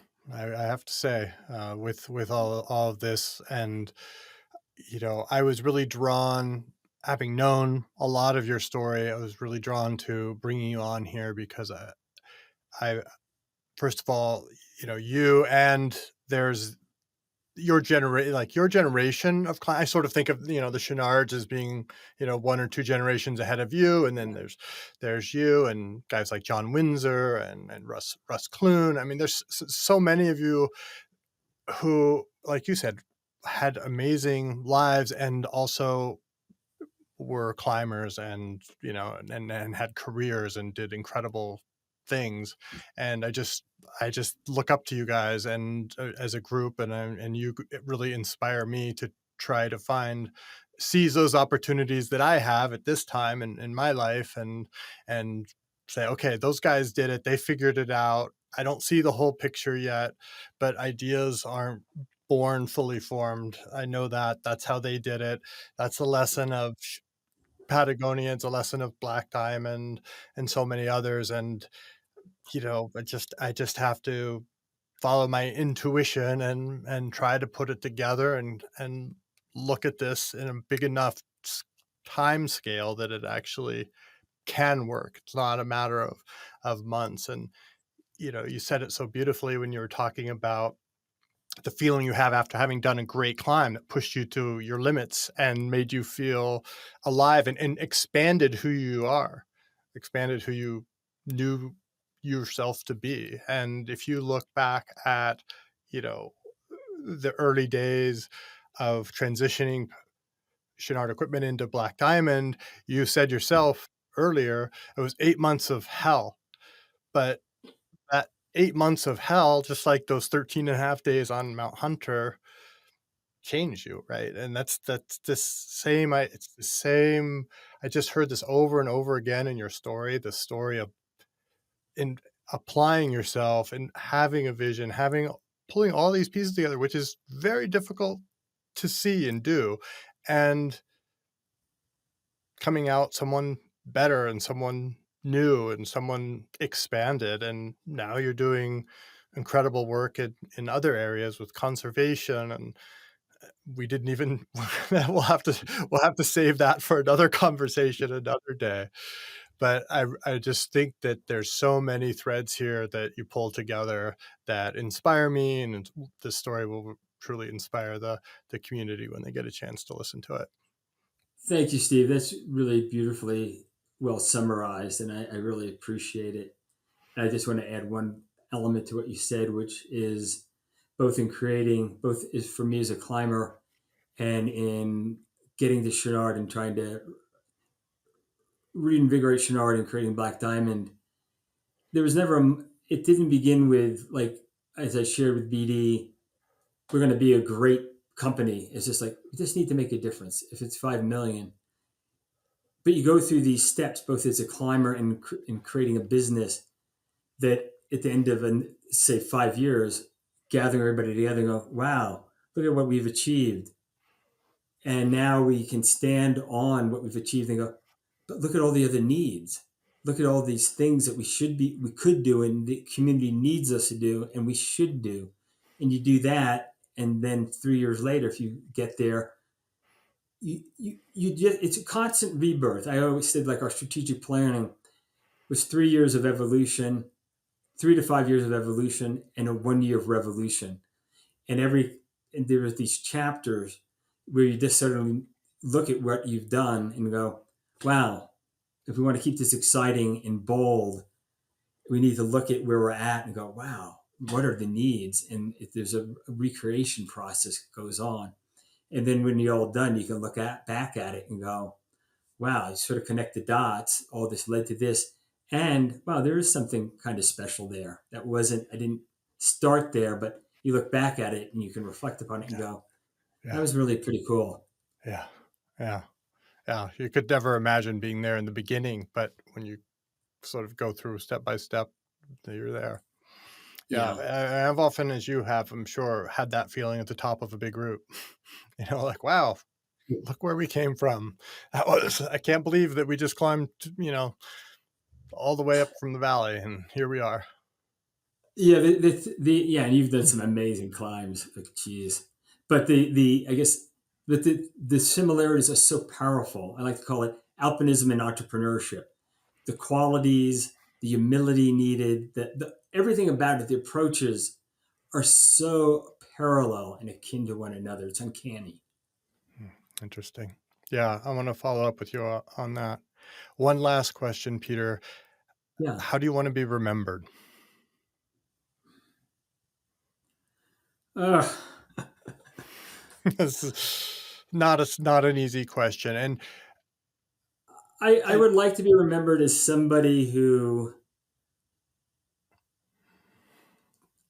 did his best to make a difference for a community of technical outdoor enthusiasts and those who love the wild places, and was a good friend. yeah. Well, it's been a real pleasure to have you on and to be able to talk to you. I've not known you well, but I've known you for a long time and always been a big admirer. And thank you so much for being here. So thanks, Peter. Well, thank you, Steve, for the opportunity. I mean that. It's a real honor, and I will now flip that on you and say I have followed your career and just been slacked and in awe reading the accounts of your climb. So you're one of my heroes. Oh, So thanks. to do this with you is just such a treat. Great. Right. Well, that was another chapter in my life now. I'm on the game of business chapter now, and trying to learn from the greats here. So thanks for that. A pleasure. A pleasure. Thank you, Steve. Thanks so much, Peter.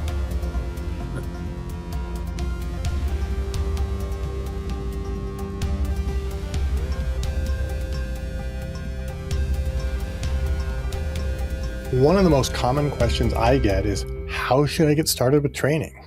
Well, they say the first step is the hardest, so let's make that easy. We are offering free 4-week samples of our most popular training plans for mountaineering, trail running, climbing, and more. Go to uphillathlete.com/let's go to sign up for our newsletter, and you will not only get monthly insights on training for uphill athletes, but you'll also get a sample training plan. It's totally free, so why wait? That's uphillathlete.com/LETSGO.